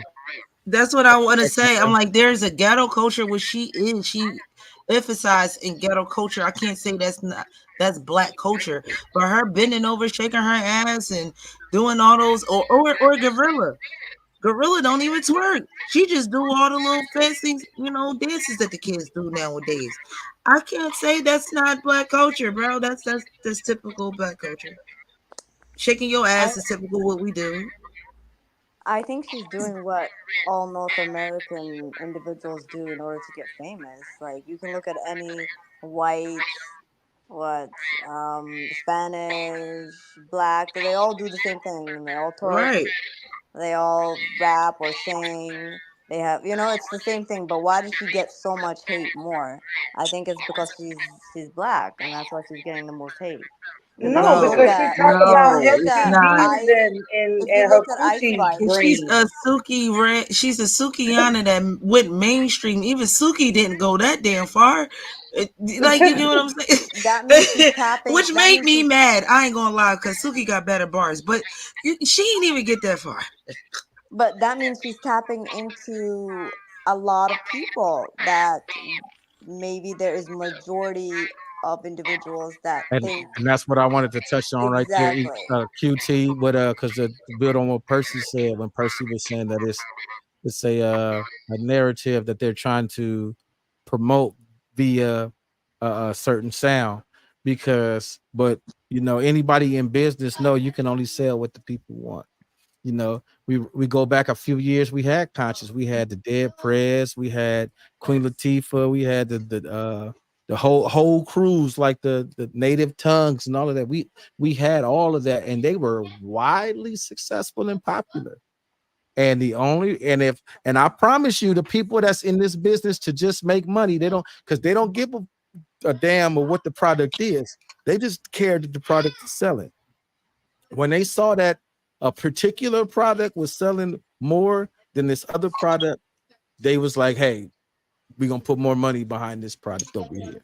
And it was literally that. It wasn't this is my personal opinion. I don't think this is my personal opinion. I don't know. I wasn't on the executive boards to know. I don't think there was like, we're gonna push this particular type of music because we want to destroy the black community. They was like, we're gonna push this music because this person sold triple platinum and this person went double wood. I'm not putting money in the double wood. I'm gonna put money in the triple platinum. You know what I mean? That's how I'm gonna agree. I'm gonna agree. It was like that from the rip. And at one particular time, it was coveted. The DJs coveted. But then it started getting monetized because they started seeing the money in it. And they started seeing the money in, well, first of all, sex sales. We know that. And they started seeing the opening for that market. I mean, you had the Uncle Luke's. You had that market for that. And that thing took off. Luke's, you had the queen of this, the print, what she called herself, the princess of something, the tiara princess. We had little Kim. We had all, what I'm saying? We had all of that. Sexy Red is not the originator of it. Right. So you're saying now it's just a new generation and just a new way of thinking, and that goes back to the point that I'll keep reiterating. At 44 years old, I am able to say that I have witnessed with my own two eyes and every breath that I've taken all of these years that a culture transformed. I've seen the first female rapper to win the first solo #1 Grammy for a single be Lauryn Hill. Girls, you better watch out. Some guys are only about that thing. To 21 years later, the only other female rapper to ever win this same award said, "Look, little bitch, you can't fuck with me if you wanted to. These expensive. These is red bottom. These is bloody shoes." This is a clear, tangible piece of evidence to show the transition in the culture. That's not a transition in culture, bro. Let me ask you something, Tim, right quick. Do you think that there's a difference between female entertainers and the male entertainers? No, As far as we already know that like sex. Let me give you an example. We already know that sex sells, right? So of course, you don't want your female entertainer up there in a nun suit. You want her to show some curves and stuff because you know what's gonna sell. You want her to talk a little bit of shit, right? But the one thing that I did have to disagree on when I was listening to I think Morphine, when I say that there are some people that literally do sign particular people, and I'm not saying necessarily to destroy the Black community, but to benefit themselves from the destruction of our young Black children. So by that I mean like thug music. Y'all do know that the #1 group of people that buy Sexy Red and all of that ratchet music is not Black people, right? You know that, right? Like I said that a long time ago. I said, like, do you know the #1 consumers of drill of that type of hip hop is not us? When you look at her concert, it wasn't a bunch. Man, right. But hang on. Drill, hip hop, drill was invented in the UK. That's not even American. That part. Drill comes from drill is they shit that we adopted. For one, okay. and then number two, all of my life that I've understood and followed hip hop from my teenage era, from Snoop and Dre and all, I have heard every last one of them say that they tripped the hell out when they would do shows in Denver, Colorado, and be looking at a sea of white people, and then white people be like, one, the whole audience, 3 into the 4, Snoop Doggy selling out 50,000 per seat arena, and they the only Black people there. Well, I think I'm talking about more when it started to shift into what we're listening. Well, not what I listen to, but what we're hearing nowadays. I remember not too long, I think it was like a year or two ago, there was a article that I read from a guy where he was explaining how things went, where he had to go into this meeting, he had to sign an NDA for things that were going to be said in there. And basically what they were trying to convey is that they want to sign these gangster. That's why I said, is there a difference between male and female? They want to sign these male gangster rappers because then it can potentially influence that the young Black youth or white or whoever, just young youth, right? We'll be fair. The young youth to go and emulate what it is that they're saying in their music and their entertainment. Because quite a few of those big record label people or the people that was involved in it actually had stocks in the prison system. And I literally researched it. So it wasn't just one article read. Like once I read one article, I'm like, okay, wait a minute. Let me look this up. Let me look at. So I read like 3, 4, 5 articles and all of them backed that up. That would make sense if women went to prison just as much as men did, because if you look at, and this goes because what Percy was saying earlier is that it's not culture, it's not a transition of culture. It literally is when you look at the state of hip hop today, and they mostly promote the female rappers, and we live in a society that promotes female empowerment and things of that nature, and they making songs called "Wet Ass Pussy" and promoting that song. The song is literally being promoted as women's empowerment. So that is absolutely a reflection of a shift in culture and societal norms. But black women or women in general have never been the threat to nuclear families, to homes, to society. Taking the black man or the man out of the equation, that gives them more control over the woman. Think about back in the days, you could think about like Game of Thrones or Vikings or something. When all the men, when there was a war, all the men left, right? And then you had this village of women, and the village of women, a lot of times they would get rampaged because they knew all the men were gone. So history repeats itself. So a lot of times I do think that way. Like sometimes that their target is for the man, whether it doesn't, I'm not necessarily just talking about black men, just men in general, because once you remove the man, that removes that protection, that removes a lot of things so that they can start to control the woman. And I believe that Well, wholeheartedly. I'm not that, saying it's just music, I'm saying overall.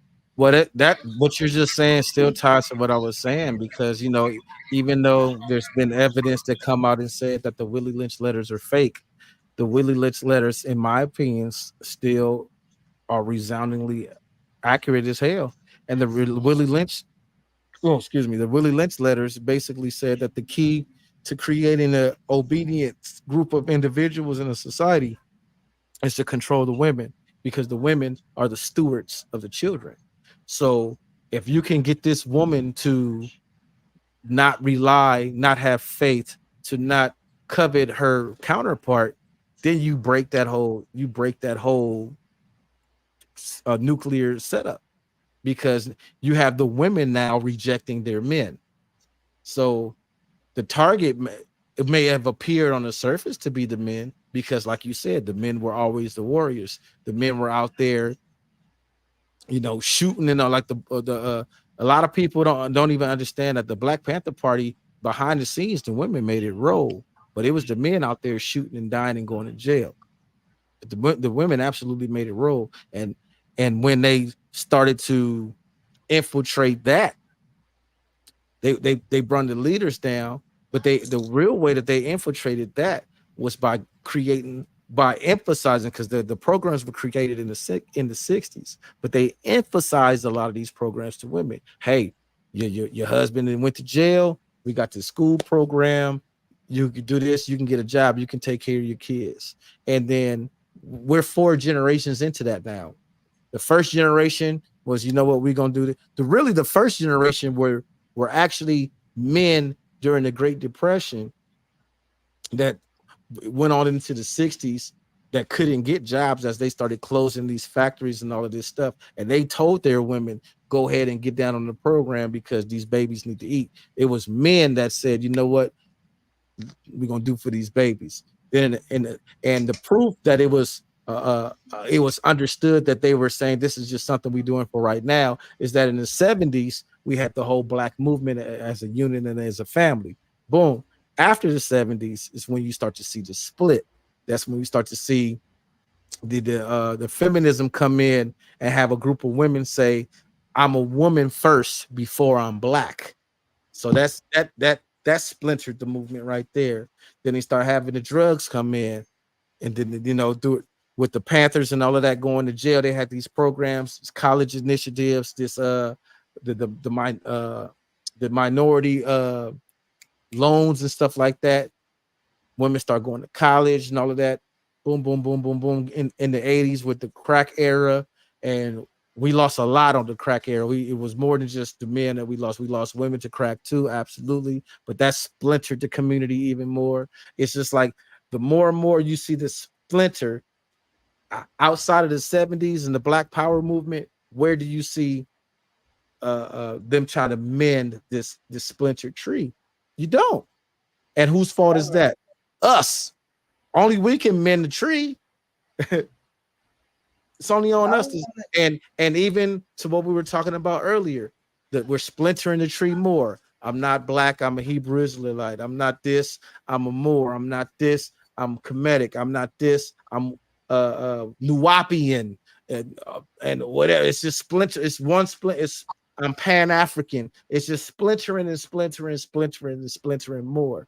There is no collective. That's just my opinion. So Nah, how is that's that? a fact. How is that culture though? How is it culture when there's outside forces controlling it? How is that the culture evolving like that? That's the part I don't understand, because like everything you said was an outside force that was actually implementing these certain things. So, what outside force?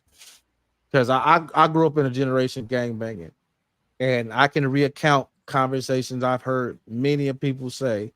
There is no outside force that told little boys to say school is not for everybody, school is not for me, I'm not going to go to school, I'm at this school. There's no outside force that told people that I'm not going to do my homework because school is not for everybody. And where's the outside force for that? Where is the solid foundation of the home of these kids being, because I get what you're saying, but there were outside forces that caused the splintering, but we perpetuated the splintering. That's why when I mentioned Willie Lynch, even though Willie Lynch has been proven to be a false document and not written by actual slave owner, it's still spot on. We still perpetuate these notions that were written in the Willie Lynch letters. We So still. let me ask you a question. You know about the boule, right? Yeah, I'm familiar with the term. I don't You know know about about Can y'all explain that for the people that may be watching this later? Yeah, I don't know.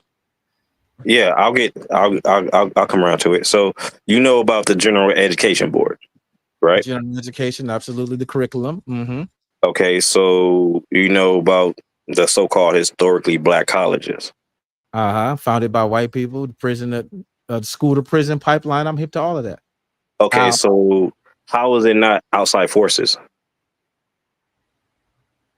It's not outside forces because I think there are outside forces. No, listen, How is it not? No, listen. You've been completely. Hold up. No. You just asked me a question. Now you want to keep going. Okay, go for it. Go for it. Okay, so back to the Willie Lynch letter. The Willie Lynch letter was targeted to women because the women are the stewards of the children, right? So if there's a system in place that's called school that's designed to teach, that's designed to cater towards women, why are women not therefore taking the information they learn and being stewards to their children? That's not a system that did that. That's the group of women collectively saying, I'm going to teach my daughter this, but I'm not going to teach my son that either. Because it's not my job to teach my son that. It's his father's job to teach him that. And that comes from the culture. That comes from the culture of going all the way back to the Yoruba and all the other African cultures. Women keep the boys up into a certain age. At a certain age, he go to be with his daddy. Then I can't teach him to be a man. That's his daddy's job to teach him a man. So that's lingering culture that carried over.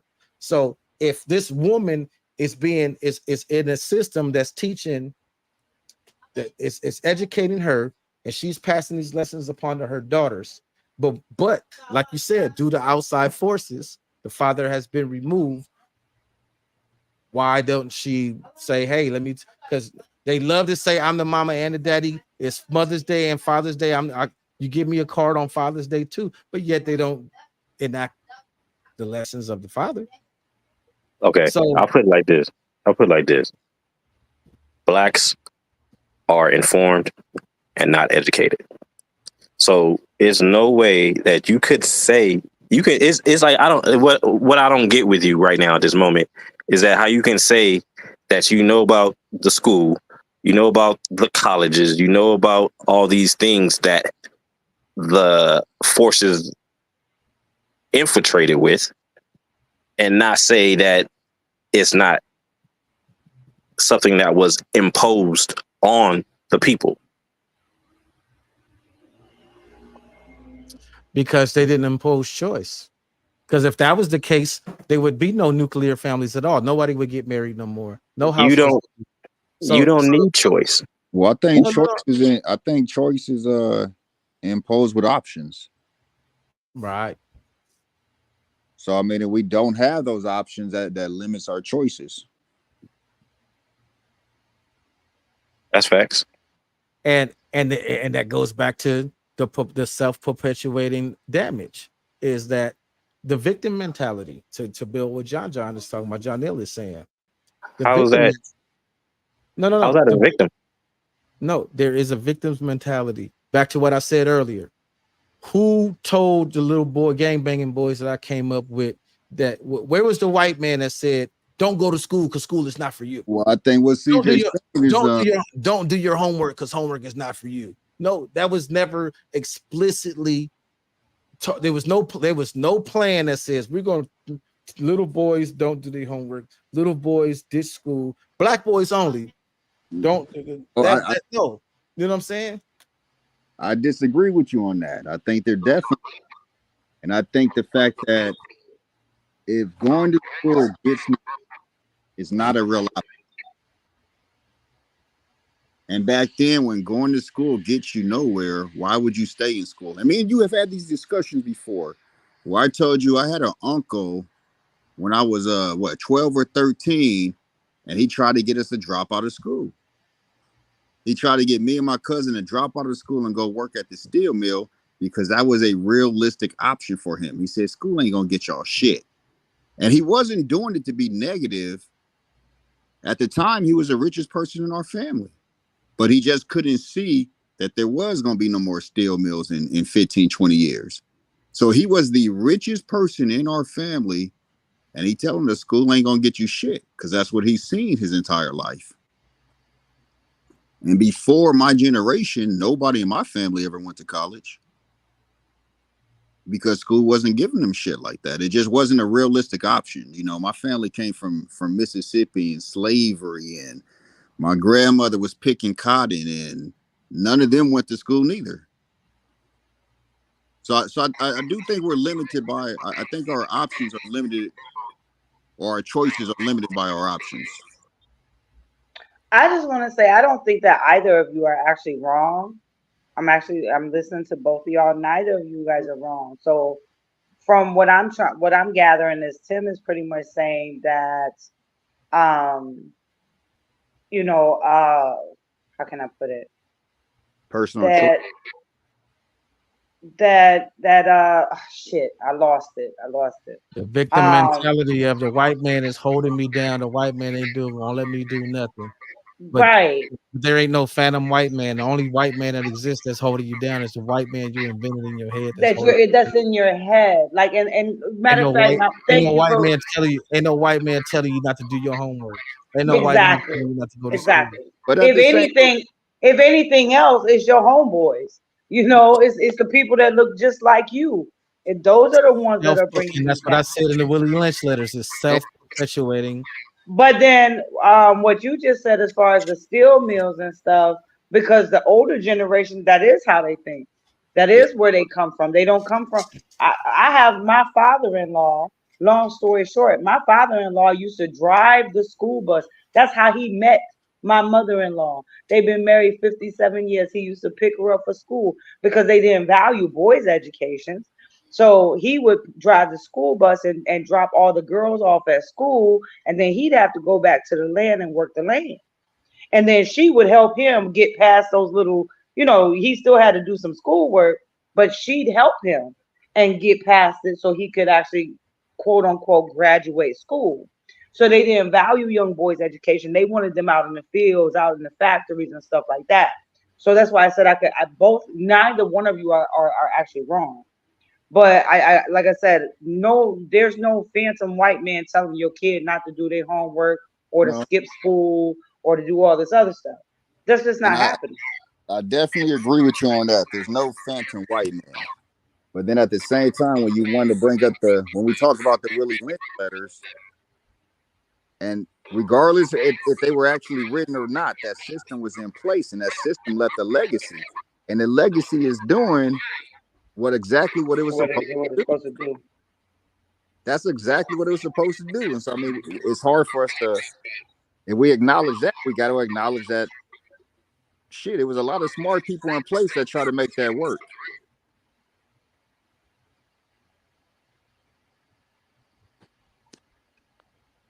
True. Like I said, I don't think I've ever spoken with you, but my husband's a teacher. Been teaching for 17 years. You know, so he tells me all the ins and outs of education and all that other stuff, and it ain't worth a damn. Like grandma say, it ain't worth a damn. It ain't worth a damn. They You work know, for Florida, huh? it's the They work for prison, the Florida. pipeline. They're training you to be employees. That's all it is. Absolutely. That's what it is. It's training you, and that's what it started from. Because, Mhm. like I mentioned earlier, in the early years that I learned about slavery, slaves were extremely intelligent. They were, like I said, they were masons, stone workers, and tile creators. They built homes and they had understanding of measurements and mathematics. It wasn't until after a succession of rebellions where reading and writing were outlawed for them, and that worked for a time. But as technology advanced, they had to start having people know how to read and stuff again, because they had to know that when the machine had a sign that said stop, to stop working, so they wouldn't rip their arms off and shit like that. Yeah, the educational system that we knew back then is far different than what we know now. Now, I mean, hell, even John D. Rockefeller, who pretty much invented the education system, said it out of his own mouth. He's not trying to educate, he's trying to create workers. He said it out of his own mouth. And if you think about it, and I explained this to my sons one day, because I don't want my sons to be robots. And I said, look, let me tell you something. I said they're setting you up for to be an employee, and I want you to be more than that. But for now, we got to do this because it's the law. You got to go to school. I said, but check it out. I said, you go to school, so you get ready, you go to school, you clock in school, you do a little work, you get a break, then you do a little more work, you take a lunch. Then you do a little more work, you get another break. Then you do a little more work. Now it's time to clock out and go home. Then you get home, you might have some homework to do. It kind of equivalates to adult life. Where okay, now I done got off of work. Now I gotta take care of the kids. I gotta cook dinner. For them, it may just be homework or taking out the trash because there's other things that need to get done too. I said they're just setting y'all up to become adults, and in a beehive mentality. All you're gonna do is get up, work, come home, work some more, go to sleep, wake up, and do the same shit all over again. I'm trying to break the cycle with my kids, at least for my kids. But that's what the education system is now. And they don't give a shit about your kids. I done said this on numerous calls. They don't give a shit about your kids. They'll pass your kids with a D. They could be dumb as a box of rocks. Can't read past the 4th grade level. And I promise you, they're going to push that 50 on their report card so they can see them walk across the stage so they ain't got to deal with them no more. And they're Yeah. going to send your kids out here dumb as a box of rocks. It is interesting that you use the term, you know, your kids are not going to be robots. You know what the origin of the word robot means? No, but you're Slave. going to tell me. Slave. Slave. Makes sense. Makes sense. Yeah, robot literally came from a Czech word robota, which means forced labor. That makes perfect sense because everything you tell the robot to do, it does. Without question. Without question. Facts. But that's where I always get into it where that's why us as parents, we have to be our kids' biggest advocates. We have to teach them ourselves because you got some good teachers out there. Like my husband, he's a great freaking teacher. I'll never take that away from him. He's an awesome teacher.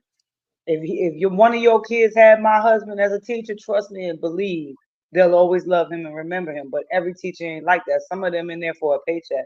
They don't give a shit about your kids. Yeah. They just there to do their job and collect a paycheck. And then a lot of these teachers, their hands are tied by administration and politics and numbers and accreditation.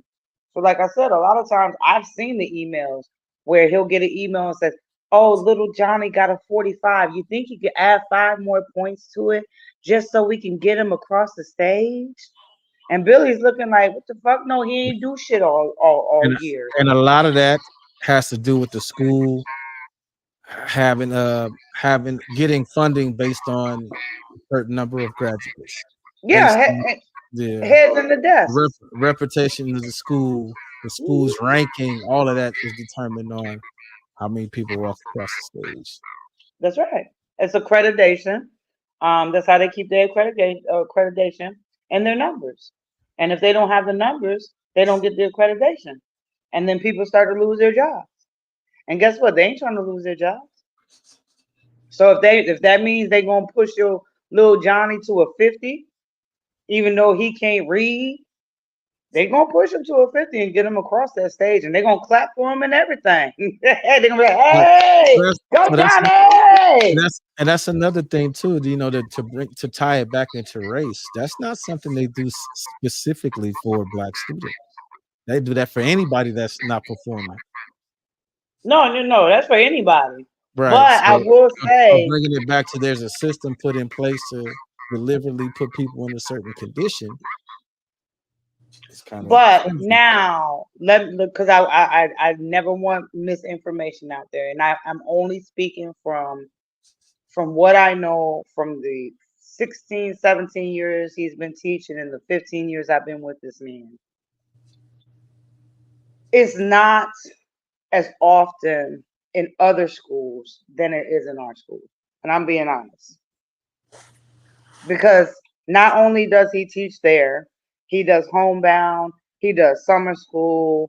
I mean, he coaches, he does everything within the school system.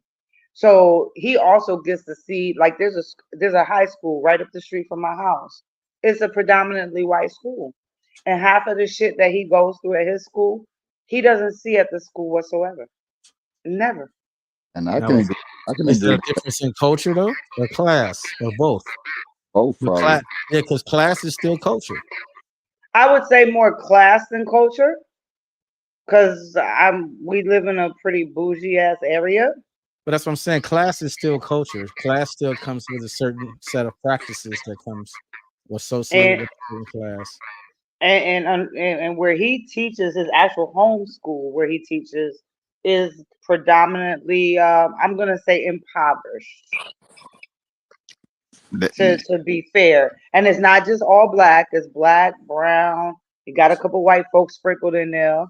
So it's not just all Black, but yes, the majority are Black.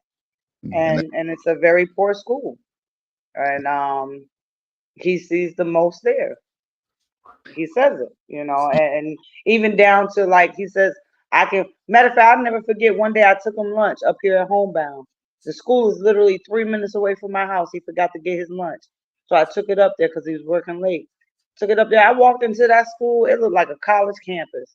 I walked into his school. It looked like, I can't even tell you what it looked like. It just looked raggedy. Got mold. They got trash cans on the floor to catch the water dripping from the ceiling. But the white school looked like a college campus. They got a Taco Bell in there. Dead ass. I can't make it up. It's resources.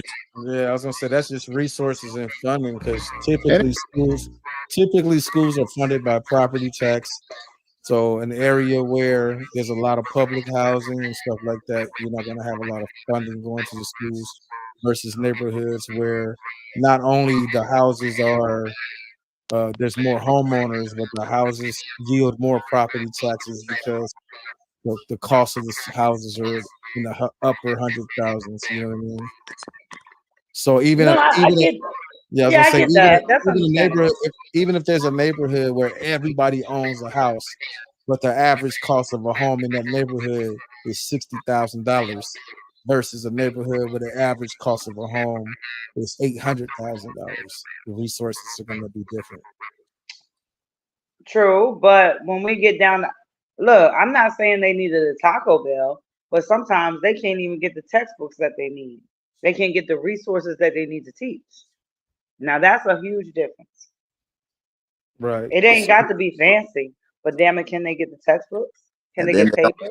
they probably don't have the same parent involvement, No, they that don't. white schools have, and that's a truth. It's a sad reality, but that is the truth to it. And Oh like yeah. I was talking to a client yesterday, and her kid goes to Bosco, and she was telling me all how much it costs. First of all, so it's super expensive, but then they're required to also contribute so many hours per year, and all private schools are like that. Well, most of them are, where they don't just want your money; they force the parent involvement, and I think that goes a long way with our kids.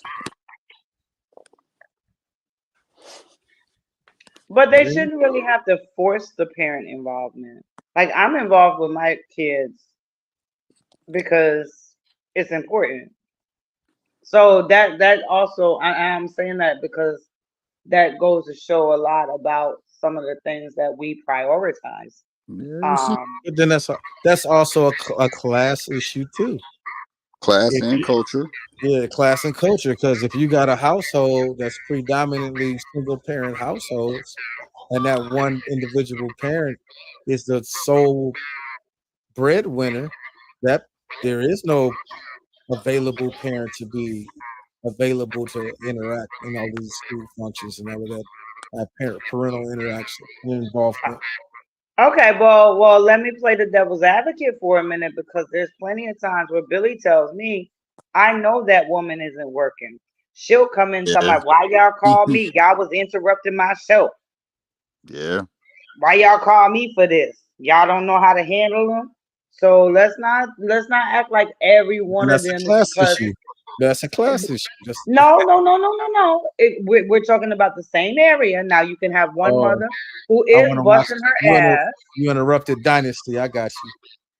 Yeah, you interrupted my dynasty. I was watching Maury. I was why you calling me for this? Now, again, if this is a single mother and she's working her butt off and stuff like that, that's a different thing. Nobody's down in that at all. We're talking about the ones that come in smelling like a ball of weed with their pajamas on. They just rolled out the bed, talking about you interrupted my show. Why did you call me for this shit? And trust me when I tell you, I've heard more Yeah. stories like that than I wish to hear because I think that's ridiculous. And that is a culture and class thing. And when people don't believe school is going to help their cause, if they don't believe it's going to help their kids' cause, it's just hard for you to buy into it completely. So everything we do, we got to believe it. You can't just, I put my kids in school and let them handle it. If you don't believe it, if you ain't supporting your kids at just as much as the school is, those are the results you're gonna get because they don't care about your kids. You're right. It's all a money thing. Let's get them in. Let's get them out. I definitely dealt with that with my kid. That motherfucker will hold a D the whole semester or F the whole semester, and that shit automatically goes to a D before the semester closes. So they go and just pass our kids through. So I mean, it comes back to what Tim was saying. There's no white man saying this. I and that just goes to personal accountability. I think that's what you were really trying to say, mostly. Yeah. And I do agree. I mean, we got to have more personal accountability. I think a lot of us understand there was a system in place. There was a way that we all grown up. It's a culture. We all grown up similar, kind of the same way. And there was a system in place for that.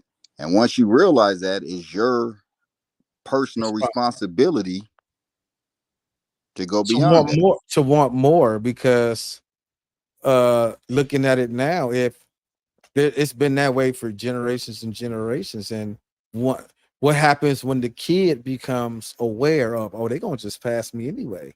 Yeah. The kid, Oh, yeah. So the kid now has no incentive to no want to do that. incentive. Let me tell. Oh, so real quick, I'm gonna say this because I think people need to know it. So what happens is not only like he does remediation classes. So let's say, and it's always at the end of the year, every year, 2-3 weeks before like the SOLs, the testings, graduations, or whatever, they'll come to my husband and they say, hey, can you remediate this one? We need him to pass this. We need him to pass that. So he'll actually take the time, during his planning periods or lunch periods. Sometimes they even, even after class, and he'll get them and he will get them to pass because he remediates them. These kids are smart as shit. And he said that. He said, babe, he said they know that we're gonna pass them anyways. That's Yeah, why they don't do the work all throughout the school year because they know they're gonna remediate, they're gonna get them to pass it, so it don't matter. He yeah, said, so what's the point? He said, and how fair is that to the students that come to school every day, put their best foot forward, they do the work, but now this person can miss. Like there's one thing where I don't know about anybody else's county, but you can miss up to 15 days. By the 15th day, if you don't come to school, they'll disenroll you. So what they do is they'll miss 14 days and they'll come to school on the 15th day. And you have to give them the makeup work and you have to remediate them even though they didn't come to school. You still got to grade the papers. Like if I was a teacher, I'd be like, fuck you. You didn't come to school. I'm not grading nothing. I'm I not agree. doing all that. But you have to because it's all about the head counts, the people in the desk, and people walking across the stage. The money's Your right. children, I'll give you one more example and I'll shut up. I remember one time the principal and the assistant principal showed up to my house during the summertime now, right before school started. I thought it was just like, hey, welcome back to school, blah, blah, blah. They talked about my son's attendance because the year prior, he had missed 18 days, but he missed them because he was sick. I don't send my kids to school sick. And she was like, oh, well, just send them to school and we'll determine if they're well enough to stay or not. And I looked at her, I said, did you forget that I was married to a teacher? I said, all you need to do is mark them present. That's all you need. I said, so you're going to inconvenience me by sending him to school sick. Now, once you say present and you get your check, you going to call me out my bed to come and get him? I said, well, I tell you what, since you know where I live, because you're here, when I send him to school sick and you think he's not well enough to stay at school, you put him in your car and bring him home because I ain't coming. It's all about money. It's all about a check. It's all about a head count. It's all about numbers and who crosses that stage. Point blank, period. And I'm telling you this as a veteran wife of a teacher. They don't give a shit about our kids. I agree with that. And that's when it becomes our personal responsibility to, have more involvement with our kids' lives. And a lot of our kids are, single parent homes and shit like that. And it's people busy, people working, that makes it harder and harder.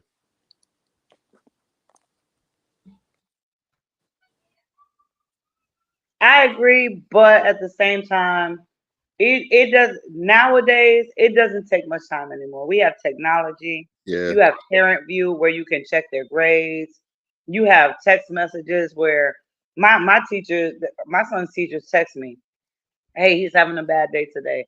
Hey, he needs to make this up. Hey, he needs to do this. Hey, he had a great day.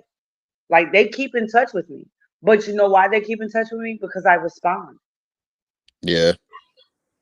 If I didn't respond, they wouldn't keep up with me. You got Class Dojo, you got all these different shits that you can log on to and track your child's progress. I bet you they on TikTok.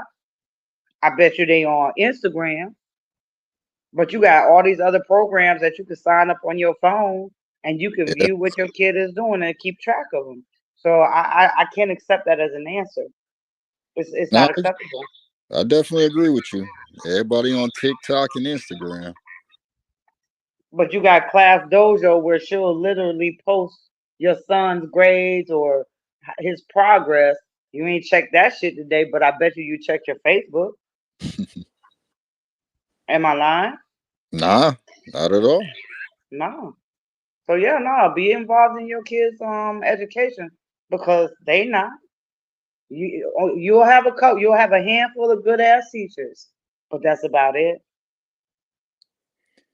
Yeah, and I understand where the teachers come from. They overworked and overwhelmed, just like everybody else. And it's frustrating trying to get through to a kid, but no matter what the hell you say, what's going on at home is going to take precedence over that.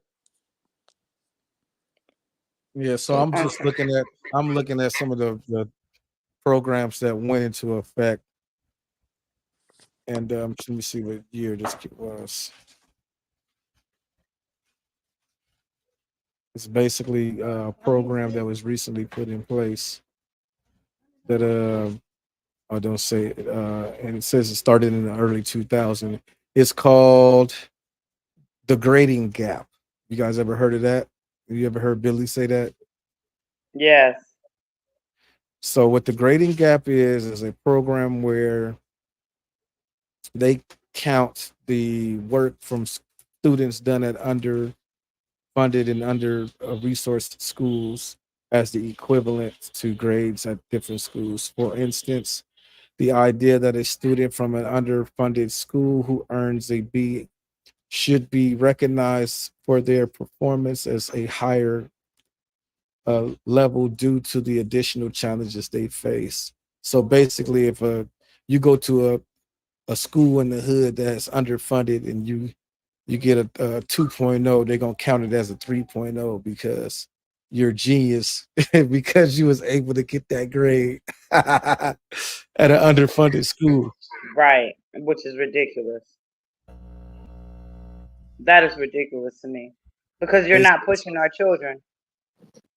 That's also a setup for failure when they try to go to different colleges because Right. they have no knowledge of anything right. whatsoever. Right. I remember they did that recently too, like with the SAT scores. Like if you went to a certain school and you scored a 900, they would count it as a 1100 or something. Because But that's just that's dumbing down our kids. but that's Now, essentially, but that's just the thing though. Passing the kids regardless is dumbing down the kids. But we got a couple more minutes. I'm not trying to have a 3-hour conversation, so I want to wrap the show up. Everybody, final thoughts go around. Starting with you, Miss Fields, since you're at the top. well, I came in last at the tail end. Um, a lot was discussed. I think right now I'm just still stuck on the school thing and our children and so I think the only thing I can really say right now is parents, parents, focus on your kids. They have all different types of programs that you can sign up online class. I don't know what they might call them in your city. Get with your schools where you could track their progress. Check in on them. Check in on the teacher because the teacher has like 30 kids sometimes. So they got 30 different personalities, 30 different kids that they're trying to teach. Who better to help them educate your child than you? Even if you're busy, you could take 10-15 minutes out of your day and just help the teacher, help your child. Like let's start somewhere. That's really all I got because that was the part that kind of irritated me. So I land my plane.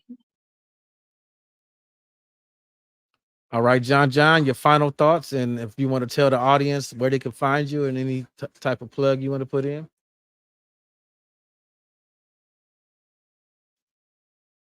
You got to unmute yourself.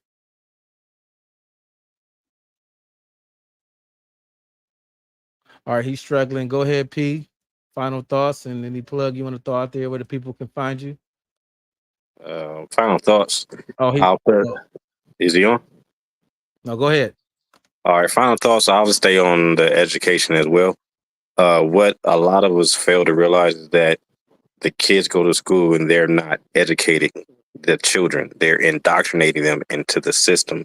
As you, I'm not sure if the lady name was. She was speaking on how the schools are pretty much setting them up to be employees. So that's one of the biggest things that we really have to focus on. And like far as like my daughter, she's 13. Like I don't care about grades. The things that I teach her are like, look, we need to know about history. I want you to understand who you are internally, know yourself, and teaching her these other different languages so that way she can expand and live beyond just the United States. That's pretty much all I have to say. All right, John. All right, my bad. I was talking, didn't realize the mic was on mute. But no, I think Percy and Miss Fields kind of wrapped it up too. I mean, it's definitely a personal responsibility with education. It's definitely taking more responsibility in yourself and your kids, and not depending on someone else to push it through for you. And I think that's where I would leave it off at. Especially, I mean, once you know, ain't no one gonna push it through for you. You gotta take that more responsibility on yourself. All right. So I want to thank everybody that came on the panel today and everyone that watched in the audience. Thank you so much. And we'll be back next Monday with another episode of More Conversations with the Average Black Man, live, baby, live. Peace. All right. So if y'all want to hang out, y'all can, or if you want to hang up, you can do that too.